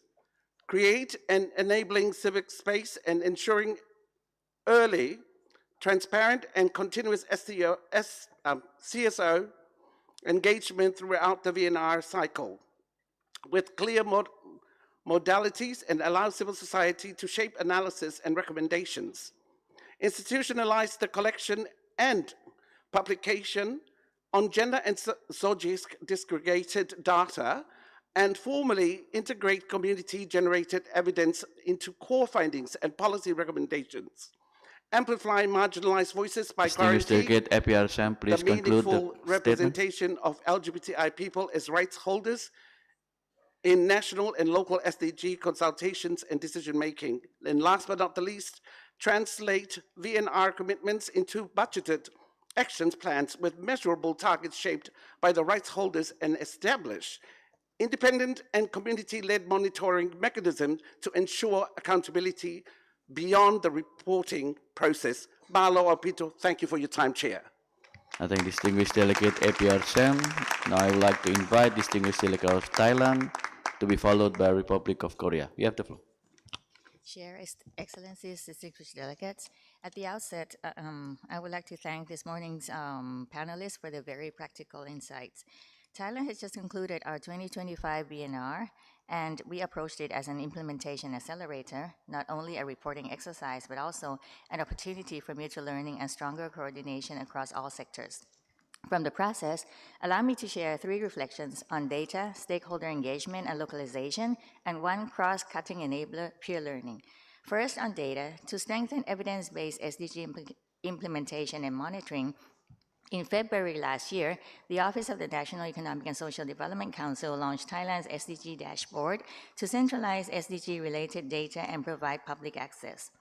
The dashboard now displays data from 236 out of 248 indicators. This strengthened the technical basis for Thailand's first use of a trend-to-target assessment led by the National Statistical Office to compare and visualize progress across the SDGs. At the same time, our VNR acknowledges remaining gaps, especially aligning national data with UN definitions and improving the availability of disaggregated data.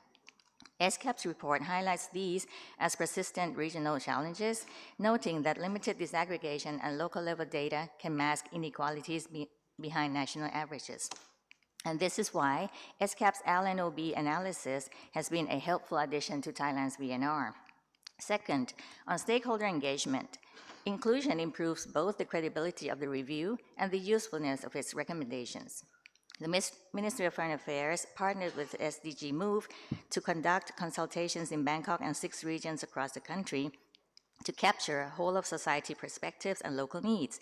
We also drew inputs from a range of partners so that the views of the business sector, youth, civil society, and local actors were reflected in the VNR. Third, on localization, SDG delivery ultimately happens in local contexts. In practice, VLRs help translate global goals and national commitments to local realities. And to scale this work, Thailand, in partnership with UN Habitat, is developing a national VLR framework to guide interested local administrative organizations, and in partnership with UNDP, we are expanding the toolbox to the provincial level by developing the first batch of voluntary provincial reviews. Finally, peer learning helps us work more strategically and avoid reinventing the wheel. Thailand benefited from structured exchanges through UNDESA's Global VNR Workshop, ESCAP's regional workshops, and a member state-led peer learning group with Finland, Germany, Guatemala, Indonesia, and Nigeria. In closing, Thailand stands ready to share our experience with interested partners so that VNRs across our region and beyond can more consistently drive implementation during the final stretch to 2030. Thank you. I thank distinguished delegate of Thailand. Now I would like to invite distinguished delegate of Republic of Korea, followed by Nepal. You have the floor. Thank you, Mr. Chair. The active participation of the membership states in the Vienna process has strengthened the link between the national strategy and the SDGs, enhanced the capacity of civil society and local governments to advance sustainable development, and significantly promoted the peer learning among countries. Since 2018, the Republic of Korea has established KSDGs, our national framework tailored to the domestic conditions based on the UN SDGs, and has continuously advanced efforts toward sustainable development. According to the National Sustainability Assessment, 51.7% of the 176 performance indicators showed improvement positively. This represents a highly meaningful advancement, particularly when compared to the level of progress in achieving the UN SDGs.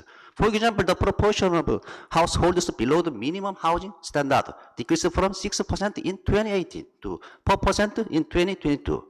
ROK has shared this experience with the international committees through the UN Statistical Commission and the IAEG SDG meetings. In 2024, government officials from Mongolia, Cambodia, and Ghana were invited to participate in the SDG training hosted by the ROK. This year, plans are underway to expand the program to countries in Central Asia, Africa, and South America. In 2025, the Korean government made it the national policy priority to establish a citizen-centered sustainable development framework and reaffirmed its steadfast commitment to SDG implementation. In the context, ROK plans to prepare its 2027 voluntary national review. ROK reiterates the importance of the reflecting of the principle of the LNOB, not only in approach to the accelerated SDGs achievement, but also in the design and the implementation of policies. To this end, we will reflect the specific targets and evaluation indicators in areas such as expanding social services, including care support, strengthened essential public and regional healthcare infrastructure, reducing the digital divide in the context of the AI adoption, and enhancing urban disaster resilience. We will also reinforce the civic and community engagement to raise public awareness of the SDGs and promote collaboration with government. In response to the climate crisis, we plan to organize a Citizens Climate Assembly, where representative citizens groups reflecting regional, gender, and age diversity will deliberate on key issues and formulated SDG new agendas. Finally, those new 2027 VNR in Korea will be contained presentation. I have a presentation, all context. Thank you, sir. I thank distinguished delegates of Republic of Korea, and I invite distinguished delegates of Nepal to be followed by Malaysia. You have the floor. Thank you, Chair, Excellencies, distinguished delegates, ladies and gentlemen. Thank you for providing the opportunity to share the Nepal's experience in preparing and implementation of VNR. Having already crossed approximately two-thirds of the implementation period of 2030 Agenda for Sustainable Development, Nepal has successfully localized the SDGs into the national, provincial, local level governance system. 16 Development Plan, which provides the roadmap for achieving the national broad vision of good governance, social justice, and prosperity. The development plan has fully integrated in SDG priorities. To date, Nepal has presented the 3 volunteer national reviews in 2017, 2020, and 2024. These reviews have served us to assess the progress, identify gaps, recalibrate the priorities, and align our national development strategy with SDGs. Nepal's third VNR shows that the national average progress of 58% against the 2022 targets, 41% against 2030 targets, and based on the current pace, the country is projected to achieve the 60.5% of the long-term goal by 2030. This underscores both our progress and need for acceleration. Updated review of the SDG needs assessment, costing, and financing strategy has estimated that the total investment required for achieving the defined target of the period of 2024 and 30 is about $163 billion, amounting to the annual average of about $23 billion. This is the average investment requirement reaches about 45% of GDP in 2030. The VNR process in Nepal has been highly participatory and inclusive, involving diverse stakeholders, including all tiers of the government, private sector, non-governmental organizations, international organizations, and development partners. This inclusive process has enabled the various stakeholders to share their perspective, contributing to more comprehensive and collaborative approach to SDG implementation. We are also encouraged that the several municipalities have initiated the voluntary local reviews. We believe these voluntary local reviews will further strengthen the SDG localization and accountability at community level. Nepal remains fully committed to accelerate the implementation of the SDGs. We value the voluntary national reviews as an essential tool for learning, fostering accountability, strengthening inclusiveness, and tracking the progress. We stand ready to continue working with the international community to achieving the 2030 Agenda and ensure a sustainable, inclusive, and prosperous future for all living nowhere behind. I thank you all.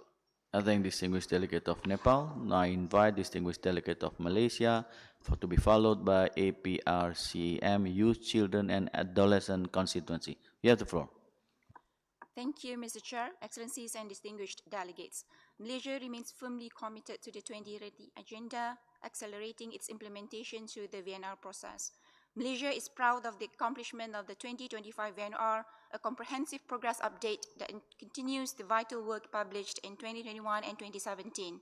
The 2025 VNR demonstrates an ongoing commitment to transparency and inclusivity and is available in both Bahasa Malaysia and English to ensure broader accessibility for all stakeholders. Malaysia's SDG progress is supported by an enabling ecosystem aligned with national development priorities. Between 2021 and 2025, Malaysia increased its SDG target completion to 49%, far exceeding the global average. Key progress includes reducing absolute poverty to 5.1%, lowering maternal mortality to 24.3 cases out of 100,000 live births, and achieving a decade-low unemployment rate of 3.3%.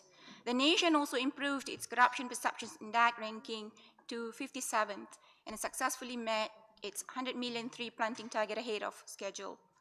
Despite progress, of course, the 2025 VNR highlights key challenges such as inequalities in education, skill development, infrastructure, slow wage growth, and regional income disparities, along with growing environmental pressures and climate risk.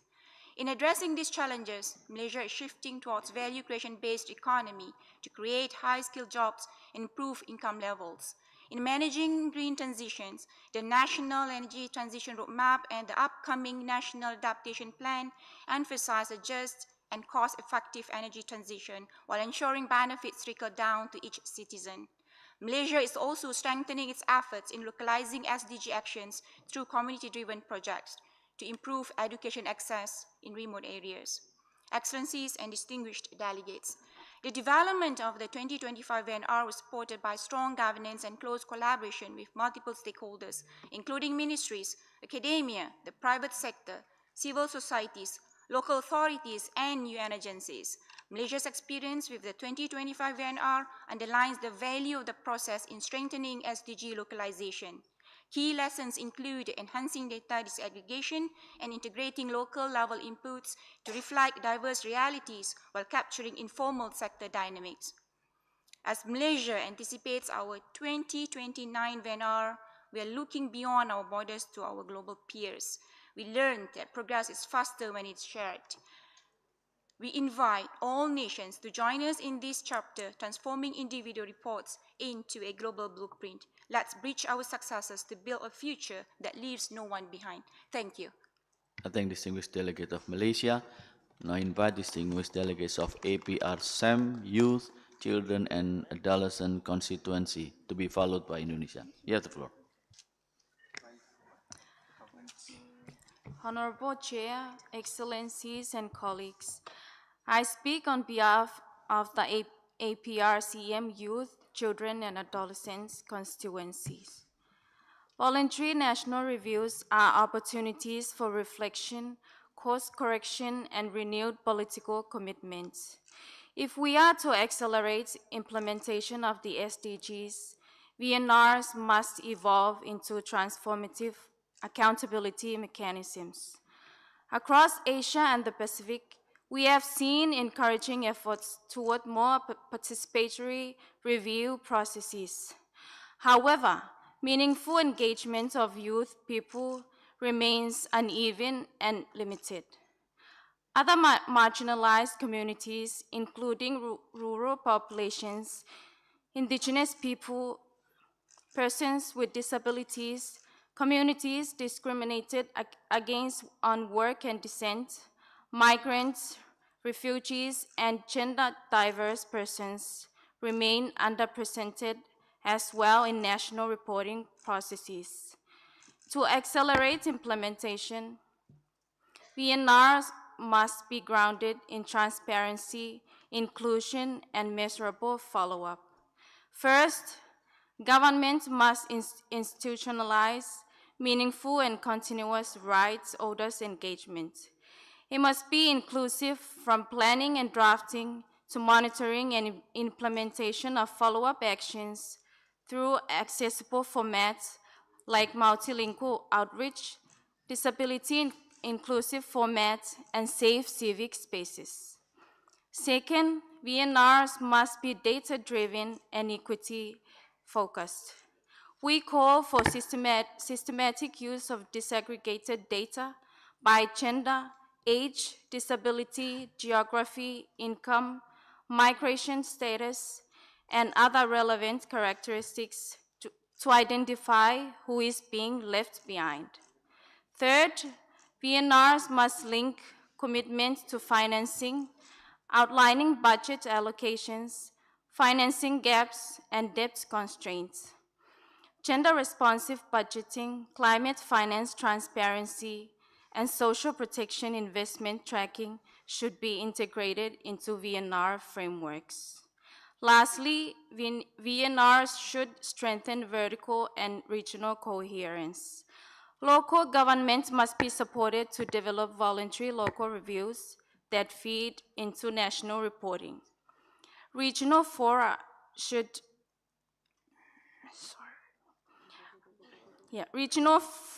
where's that? Okay. Distinguished Delegate Apresiam, please conclude your statement. Sorry. Lastly, VNR should strengthen vertical and regional coherence. Local governments must be supported to develop voluntary local reviews that feed into national reporting. Regional fora should be used as interim review mechanisms for VNR countries. Regional process outcomes should meaningfully inform deliberations at the HLPF. Thank you.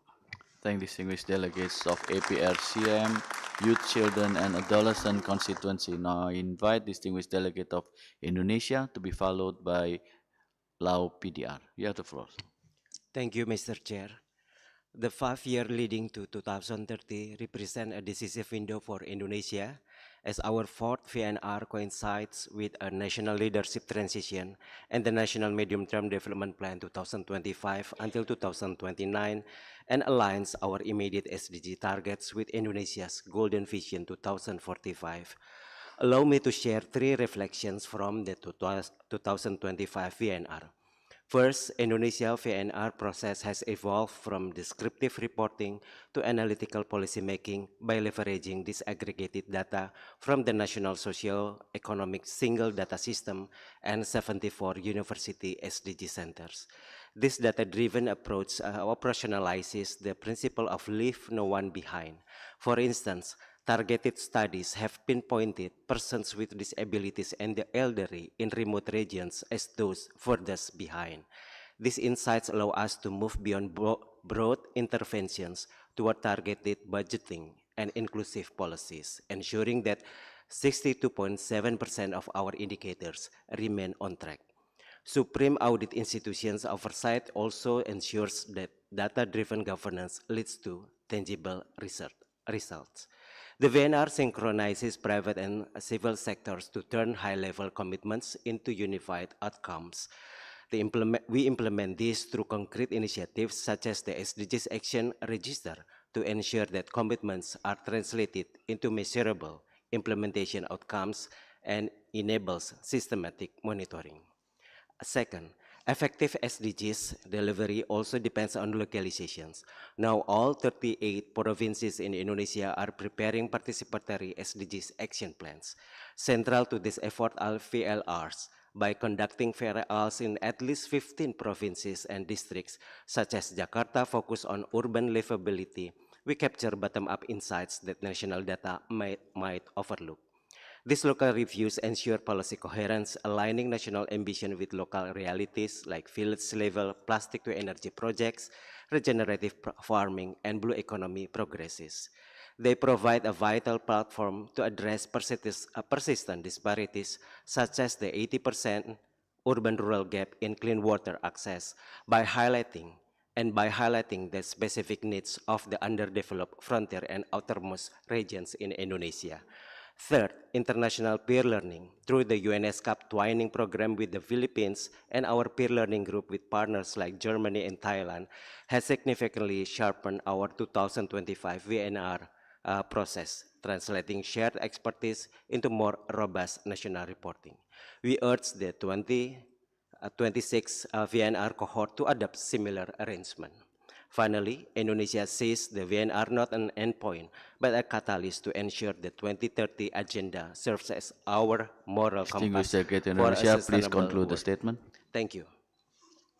I thank distinguished delegates of Indonesia. Now I invite distinguished delegate of Lao PDR to be followed by Bangladesh. You have the floor. Thank you, Chair. Excellencies, distinguished delegates, at present, the Lao PDR has published 3 VNR, first in 2018, second, 2021, and most recent, 2024, to evaluate progress and address emerging challenges and further strengthen coherence between national priorities and global goals. The 2024 VNR presents a comprehensive trend and track analysis of all 17 SDGs, as well as our own national SDG number 18 on life safe from UXO, and provide an in-depth assessment of 11 key selected goals aligned with the 6 key transitions aimed at accelerating SDG implementation. While we have recorded progress in several areas, including the basic services and institutional strengthening, many targets remain off track, with some experiencing setback due to the impacts of COVID-19, global economic instability, and climate change. These challenges have underscored the importance of resilience, macroeconomic management, and targeted social protection. Currently, the Lao government is preparing our upcoming 4th VNR to be submitted in 2027. This review will focus on accelerating progress in the final phase of the 2030 agenda, strengthening SDG localization across provinces, enhance national statistic collection, monitoring capacities, while also mobilizing sustainable financing to support a smooth transition following the graduation from LDC status in 2026. So in this regard, we place high value on regional cooperation and peer learning within the Asia-Pacific region, particularly platforms facilitated by the UN ESCAP, which provide critical opportunities to enhance technical cooperation, promote innovative solutions, and reinforce inclusive and evidence-based policy approaches. We look forward to further strengthening the exchange of experience and good practices, particularly with countries undertaking their reviews and with fellow LDC navigating similar development trajectories. Finally, the LAPIDA reaffirmed its strong commitment to the 2030 agenda and will continue to utilize the VNR as a constructive platform to advance implementation, promote inclusive, sustainable development, and uphold our pledge to leave no one behind. I thank you, Chair. I thank distinguished delegate of Law PDR, and I would like to invite distinguished delegate of Bangladesh to be followed by the last speaker in this session, Pakistan. You have the floor. Thank you, Mr. Chair. Bangladesh reaffirms its strong commitment to the 2030 agenda and to leaving no one behind.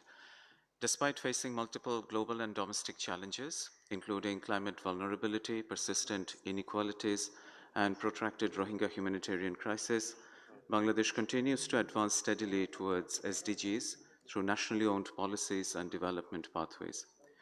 Bangladesh presented its latest voluntary national review at the High-Level Political Forum in 2025, demonstrating a comprehensive whole-of-government and whole-of-society approach to advancing the 2030 agenda. The review underscored the integration of SDGs into national planning frameworks supported by inclusive consultations and strengthened monitoring and data systems. It highlighted progress in poverty reduction, digital transformation, social protection, and climate resilience, while recognizing ongoing challenges related to financing constraints and governance deficits. Going forward, Bangladesh identifies the following elements as strategic priorities up to 2030, that is, deepening governance reforms and decentralization, mobilizing domestic resources through tax reform, accelerating green finance and climate adaptation, expanding health coverage and social protection, investing in youth skills, innovation and jobs, and strengthening SDG localization and disaggregated data systems. On the international front, Bangladesh will continue to pursue meaningful transition from aid dependency to partnership-driven growth, to leverage our eventual LDC graduation for enhanced foreign direct investment, to promote innovation and youth empowerment for meaningful employment, and to work towards strengthened regional collaboration on transboundary water sharing, free and fair trade, and safe and orderly migration. With regard to the Asia-Pacific SDG report this year, Bangladesh's newly elected government has put emphasis on sustainable urbanization, which prioritizes safe and sustainable urban development through planned multi-storied housing, protection of agricultural land, and the decentralization of services to secondary cities. The government commits to expanding mass transit systems, smart traffic management, and multimodal connectivity, alongside digital delivery of civic services. The government also aims to formally integrate approximately 200,000 informal waste workers into a structured circular future model, treating waste as an economic resource. In course of integrated planning, strengthened local institutions, and technology-enabled solutions, Bangladesh aims to align its national urban agenda with regional cooperation across the Asia-Pacific. I thank you. I thank distinguished delegates of Bangladesh. Now I'd like to invite distinguished delegate of Pakistan. You have the floor, sir. Thank you, Chair.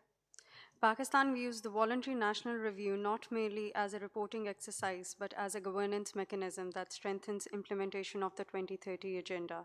Over successive reviews, the process has evolved from a periodic reporting requirement into a coordination mechanism supporting implementation, integrating planning, budgeting, and performance monitoring into a single results-oriented framework, and gradually shifting from activity tracking towards outcome-based monitoring. Pakistan is currently preparing its third voluntary national review, which will be undertaken after the availability of updated data from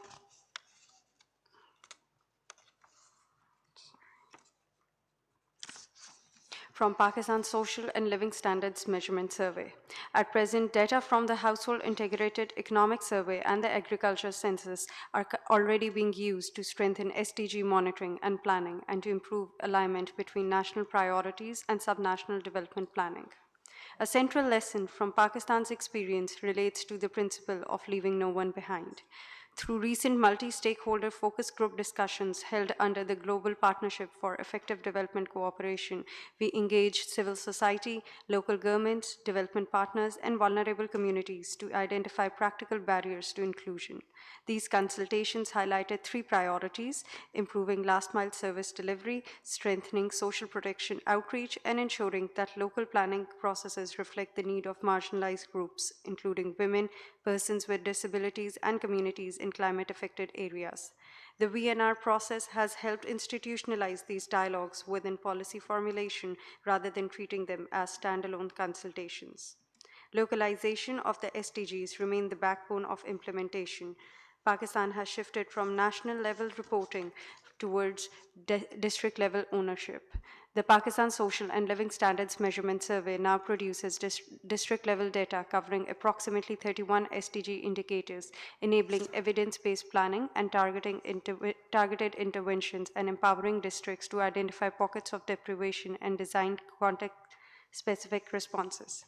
Institutional arrangements have also been strengthened. Dedicated SDG support units have been established in all provinces to guide policy alignment, data monitoring, and capacity building. Provinces are increasingly integrating the SDGs into their development frameworks. Both Punjab and Sindh are aligning their annual development programs with SDG targets, while the federal public sector development program is being structured to support SDG-linked priority sectors. At the regional level, Pakistan believes the VNR platform can further support peer learning and practical cooperation, particularly in addressing data gaps, capacity needs, and financing challenges faced by developing countries. Pakistan's experience demonstrates that effective VNRs depend on decentralization, reliable local data, and participatory governance. When districts are empowered, Distinguished communities delegate consulted, Pakistan, please conclude your statement. and budgets aligned with outcomes, the review process becomes a tool for real challenge rather than periodic report. Pakistan remains committed to sharing lessons and learning from regional partners to accelerate collective progress towards the 2030 agenda. I thank you all. Thank distinguished delegate of Pakistan.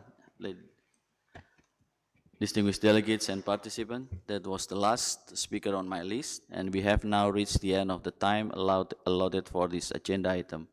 With sincere apologies to those delegations who have not yet been given the floor, I invite them to submit their written statement, which I will give due consideration for inclusion in the chair summary. And I now close this agenda item, and thank you for your contribution.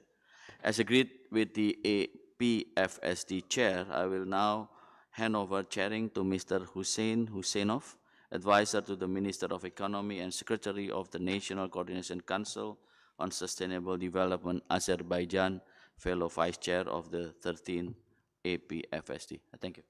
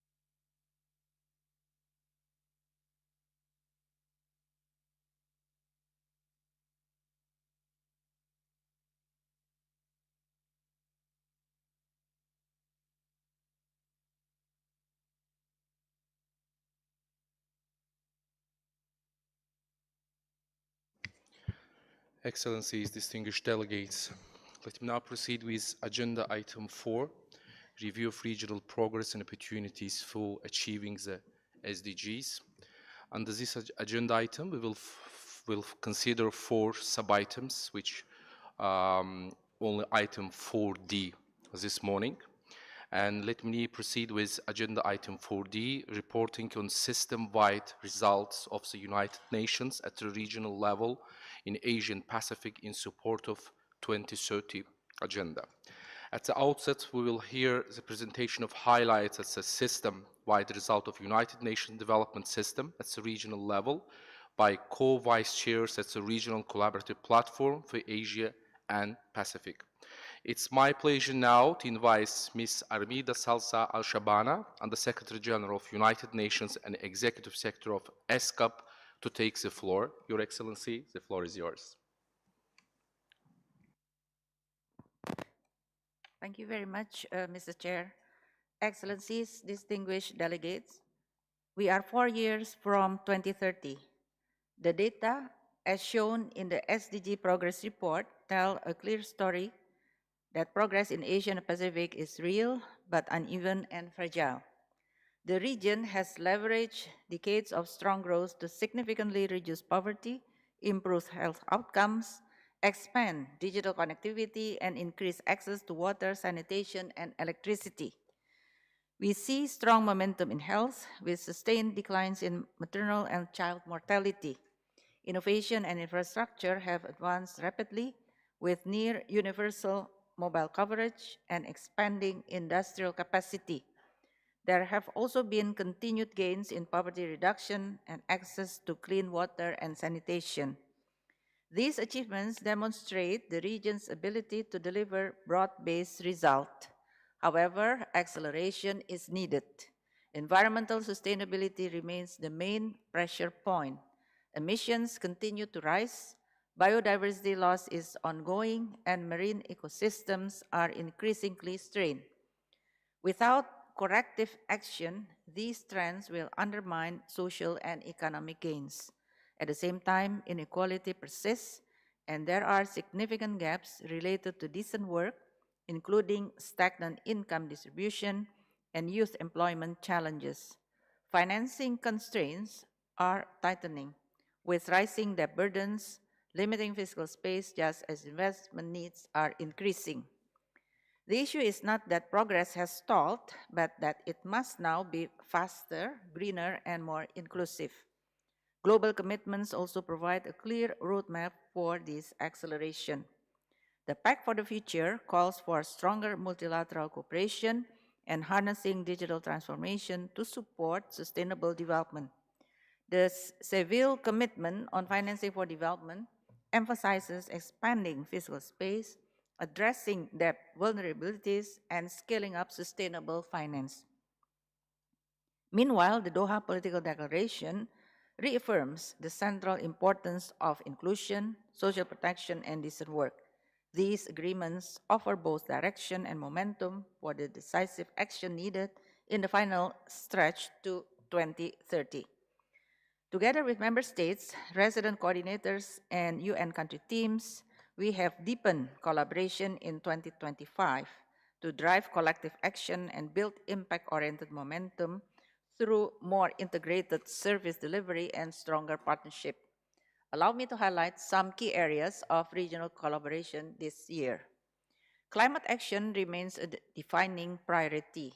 We expanded climate science literacy through translated and localized materials, convened over 40 countries at the 9th Asia-Pacific Climate Change Adaptation Forum to advance transformational adaptation, and published the 5th review of climate ambition in Asia-Pacific, focused on readiness for NDC implementation.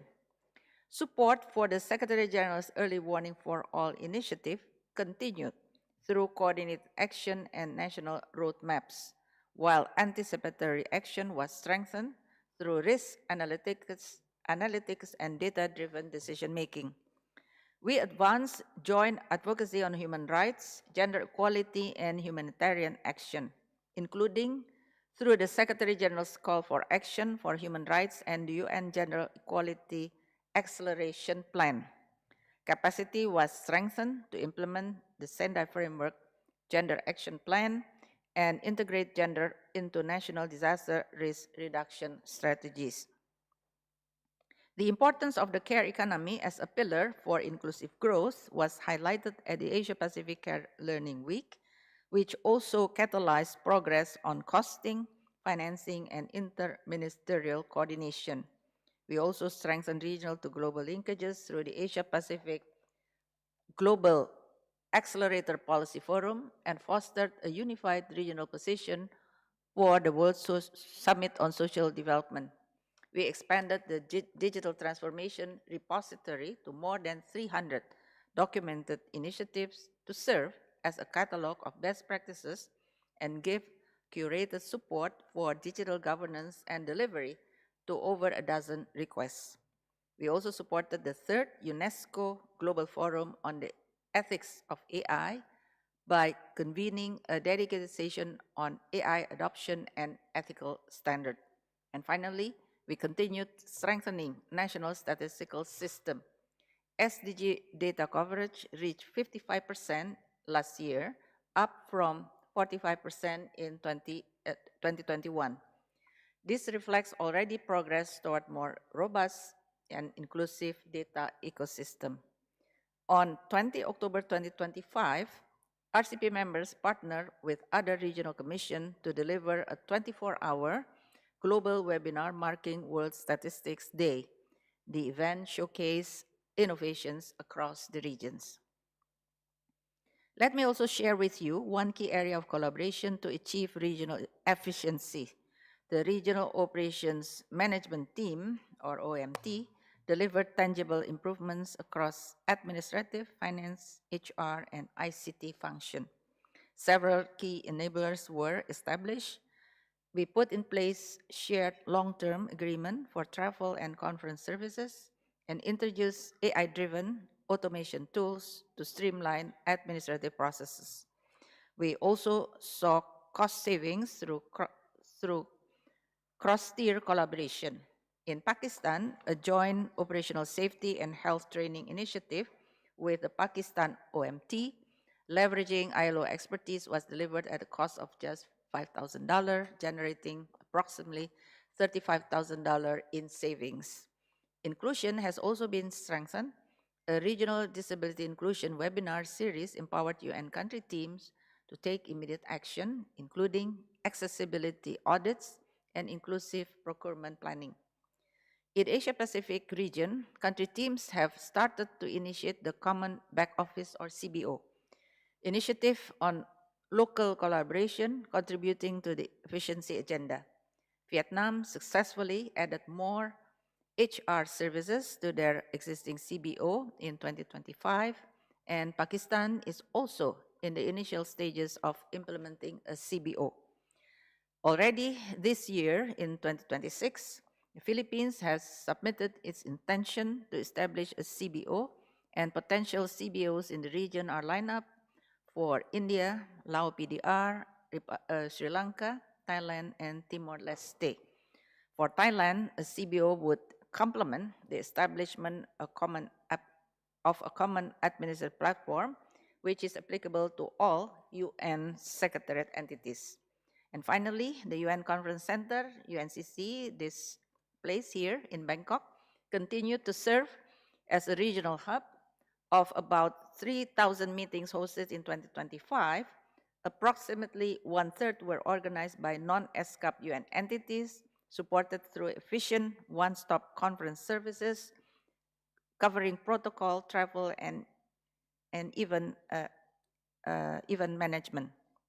These results demonstrate that smarter, more coordinated operations directly enhance the impact of the UN across the region.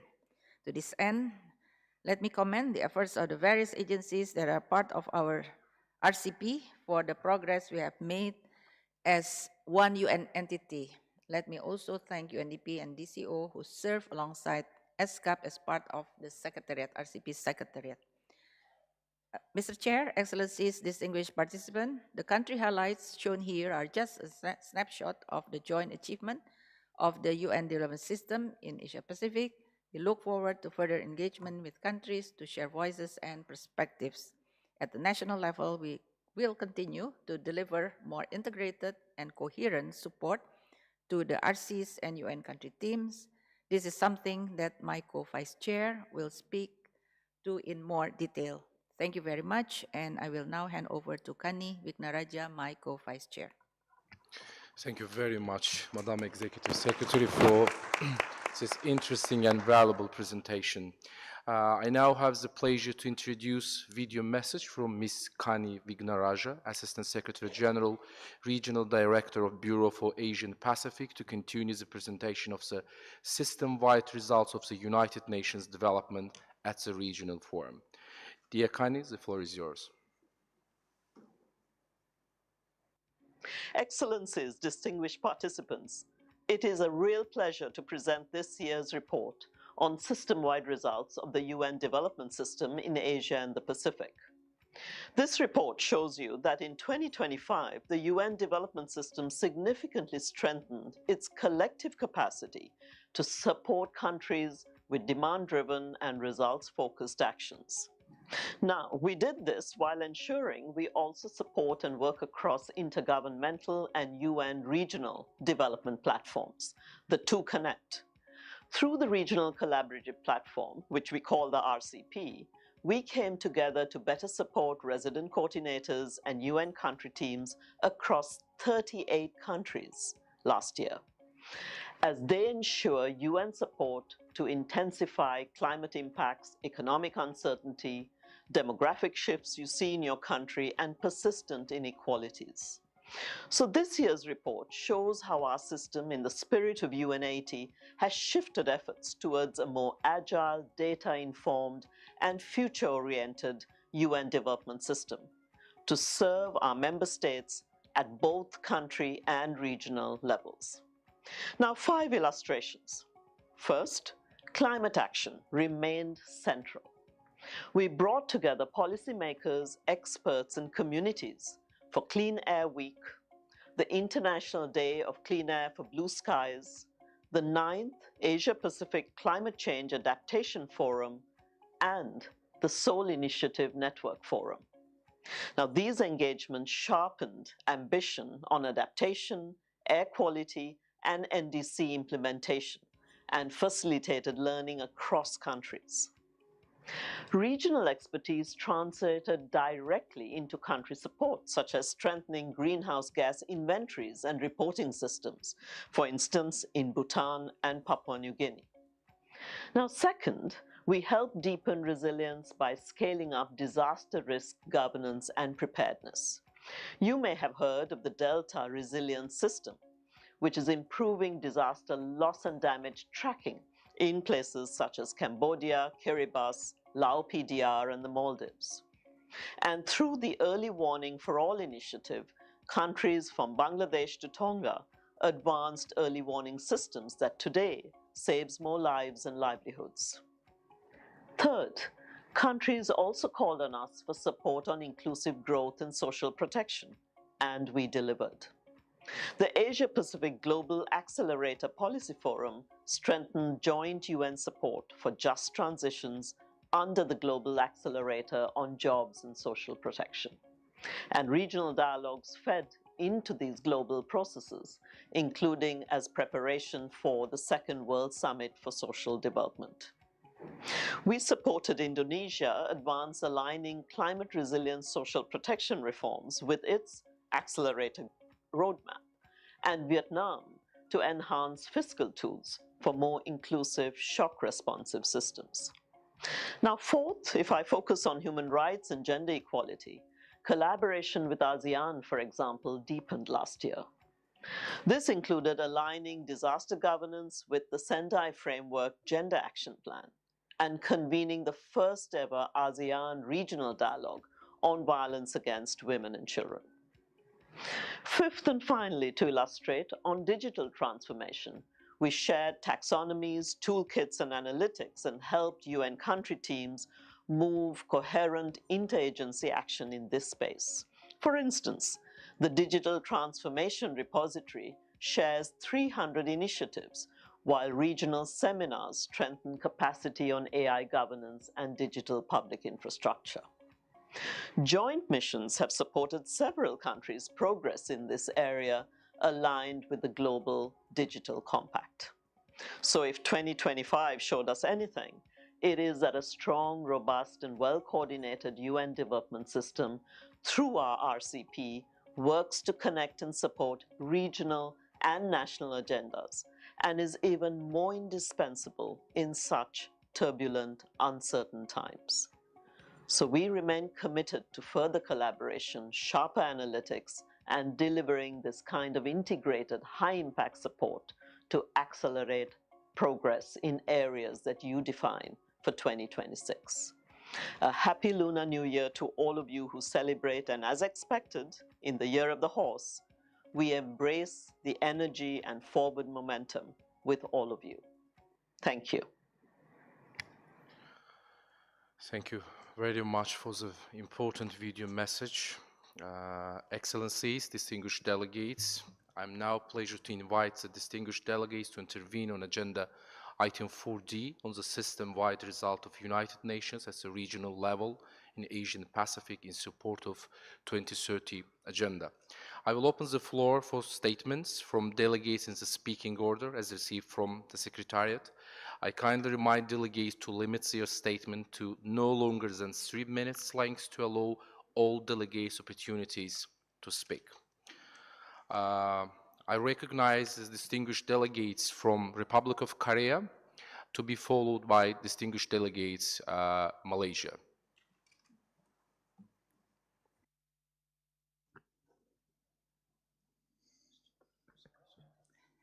Thank you, Mr. Chair. Excellencies, distinguished delegates. Today, the international community is facing a global public crisis, threatening hard-fought development gains, leading to persistent gaps in development financing, and growing fiscal and debt pressures in countries, which in turn constrain the investments needed to advance the SDGs in the Asia-Pacific region and beyond. At this juncture, what is required is not incremental change, but a shift in both speed and approach. We firmly believe accelerated implementation must be anchored in country ownership, results-oriented performance management, inclusive partnerships, and evidence. The effectiveness and accountability of development cooperations have therefore become more critical than ever.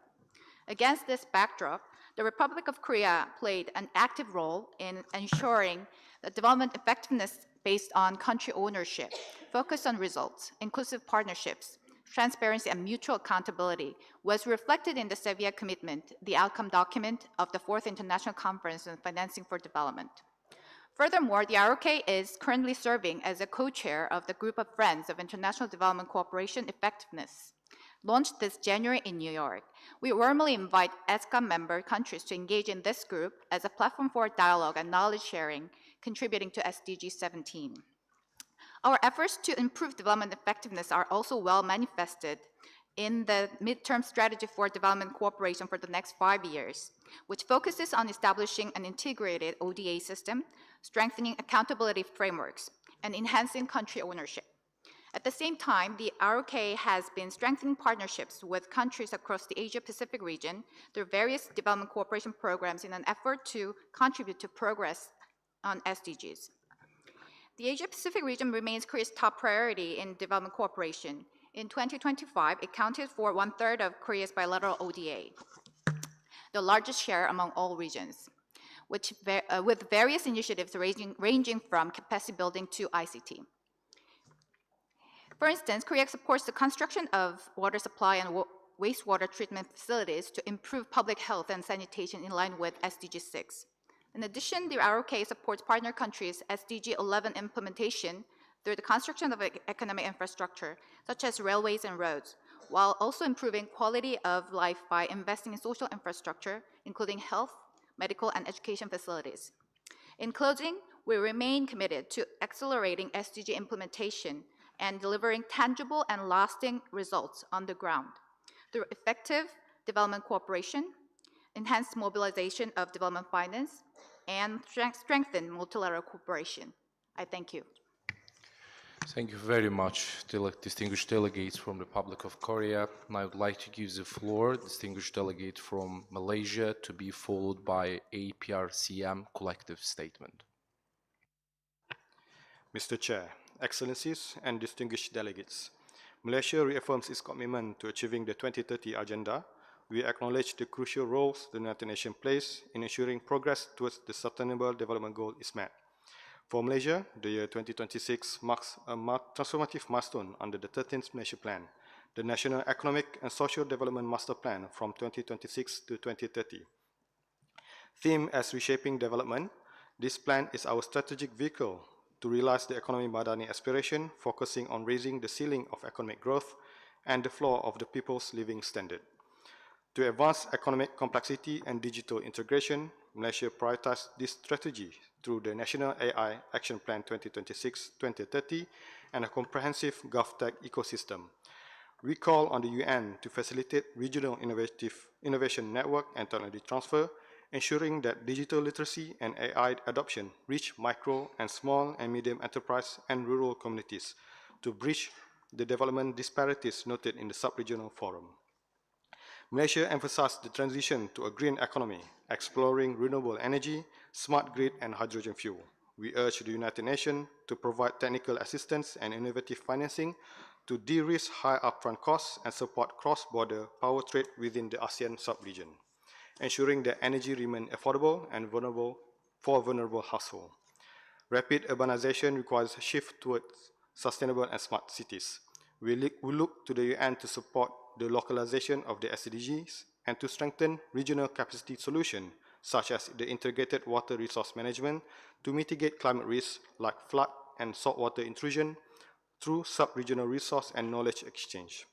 To address the financing and data gaps identified in the sub-regional report, Malaysia is committed to robust statistical system and outcome-based indicators. We invite the UN to support our goal of reporting all indicators from national to localized reports and to leverage South-South and triangular cooperation to scale successful community-based model across Asia and the Pacific. Excellencies and distinguished delegates, Malaysia continues to strongly advocate for a whole-of-nation approach that leaves no one behind. Aligning our 13th Malaysia Plan priorities with the UN system-wide support ensures that our sub-regional actions are fundamentally transformative, equitable, and innovative. Thank you. Thank you very much, distinguished delegates from Malaysia. Now I'd like to give the floor, distinguished delegates from APRCM collective statement to be followed by distinguished delegate from Philippines. Thank you, Chair. I speak on behalf of APRCM constituency of people living with and affected by HIV. The crisis of multilateralism requires a comprehensive response. It should equitably cover all marginalized groups, including people living with and affected by HIV. It should go back to the multilateralism foundational principles of sovereign equality, shared values, and rules based order. Reform should anchor on the colonial origin of the underdevelopment. To dismantle colonialities, reform must be grounded in Southern narratives. Reform should be enact accountability for actors and entities worsening underdevelopment, whether multilateral, state, or corporate. The response to the crisis of multilateralism should ensure policy coherence and compatibility. This should apply across multilateralism institutions, including IFIs, MDBs, and WTO. This should apply across multilateral processes, including Pact for the Future, Financing for Development, World Social Summit on Development, UNAIDS, CSW, the Post-2030 Discourse, and the Global AIDS Strategy 26 to 31. It should apply across all levels by integrating regional outcomes and input into the global processes. For the UNAIDS 80 initiative, it must be grounded in a holistic impact analysis. The structural overhaul must be ensured deepening and widening of mandates where necessary.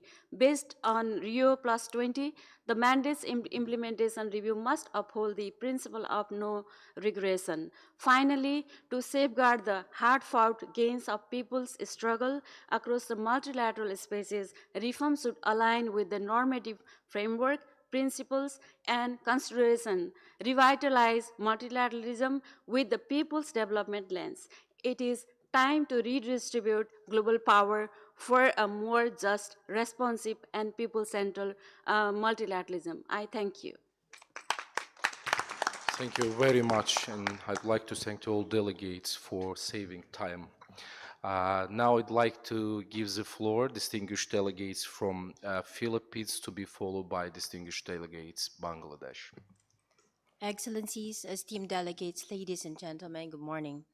As the 2030 Agenda approaches its culmination, the Sustainable Development Goals have evolved from global commitments into a national imperative as they have been deeply integrated into our national strategic framework, the Philippine Development Plan 2023 to 2028. For an archipelagic nation that is simultaneously climate vulnerable and rapidly urbanizing, leaving no one behind is the only pathway toward inclusive and resilient economic growth. At the country level, SDG implementation is guided by the United Nations Sustainable Development Framework 2024 to 2028, which aligns UN expertise with national ownership and priorities. This system-wide approach ensures that our pursuit of the SDGs is characterized by more coherent programming, reduced fragmentation, mutual accountability, and more effective results. We recognize that universal climate-resilient water, sanitation, and hygiene services remain foundational to public health, social equity, and economic productivity.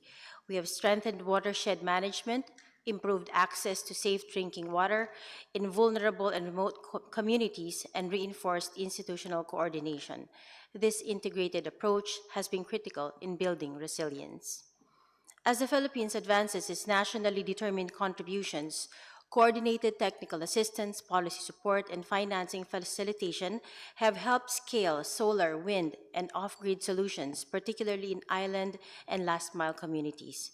Guided by this commitment, we're fast-tracking renewable deployment through decisive policy and regulatory reforms, including targeted fiscal incentives, improved investment conditions, and innovative financing instruments such as green bonds. These are critical to mobilizing private investment while maintaining affordability. Energy planning should be integrated with digital systems, transport, electrification, and water infrastructure to enhance whole-of-system resilience and efficiency. We are strengthening our national innovation system to bridge development gaps across geographically fragmented landscapes.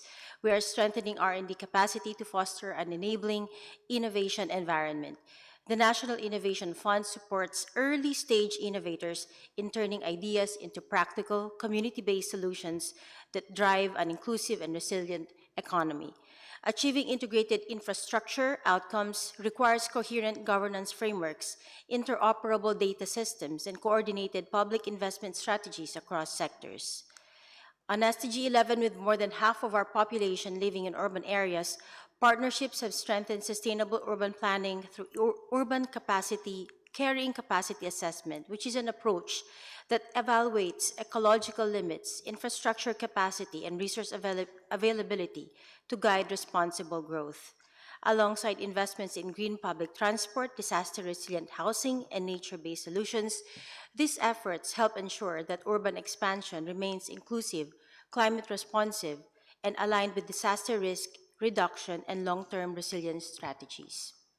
Looking ahead, I will we kindly call ask to for conclude. strengthened regional accountability and monitoring through enhanced comparative data, deeper disaggregation, and more responsive technical support, expanded international cooperation and technology transfer, blended financing, public-private partnerships, and institutional capacity building should further support SDG outcomes. The Philippines reiterates its support for the 2030 Agenda and its commitment to building a resilient archipelago where no Filipino is left behind. Thank you.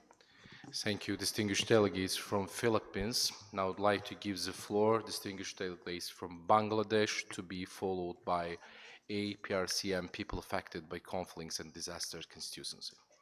Thank you, Mr. Chair.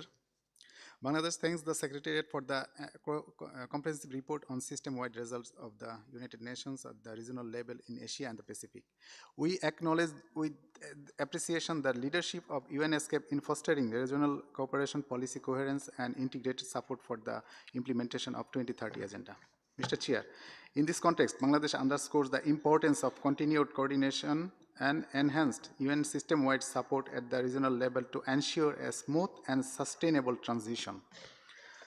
We respectfully request the UN system, including its regional entities, to strengthen support for smooth transition strategies tailored to LDC graduating countries, including policy advisory services on trade competitiveness, export diversification, and integration into regional and global value chain.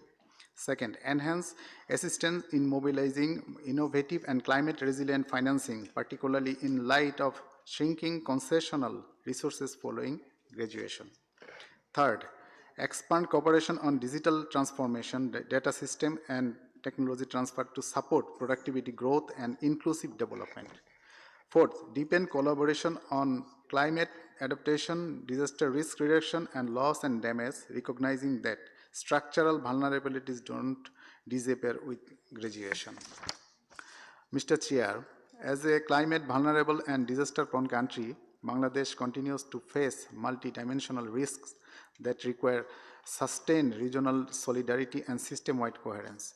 We therefore encourage the UN development system at the regional level to further strengthen coordination, avoid fragmentation, and delivery demand-driven country-specific solution. Bangladesh remains firmly committed to the full implementation of 2030 Agenda and to working in partnership with the United Nations and all member states to accelerate progress towards the SDGs in Asia and the Pacific.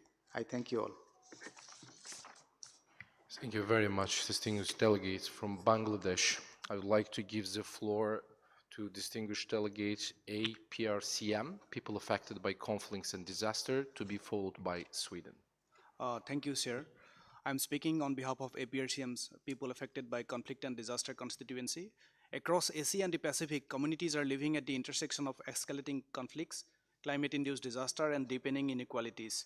While disaster erode livelihoods and displace communities, conflict, on the other hand, further compound these vulnerabilities. These challenges are reinforced by systemic issues, development models that prioritize profit over people and planet, the accelerating climate crisis and environmental degradation, shrinking civic space, power imbalances in governance, fragmented approaches, the separate humanitarian development and peace efforts, the increasing militarization of communities, and persistent accountability gaps. Unless these root causes are addressed, recovery efforts will continue to reproduce vulnerability rather than reduce it. Yet, most of affected are not passive recipients of aid. They are the first responders and custodian of contextual knowledge. Their leadership must be recognized as central, not tokenistic to sustainable development, peace building, and climate action.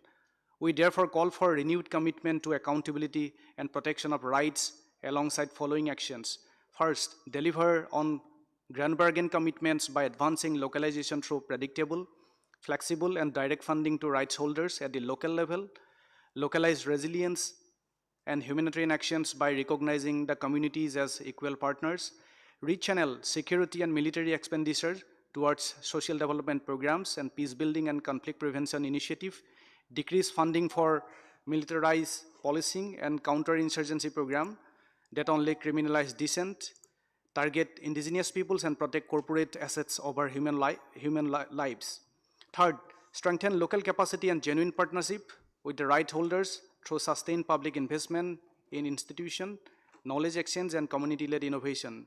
Excellencies, resilience cannot be built without justice, and development cannot be sustained without peace.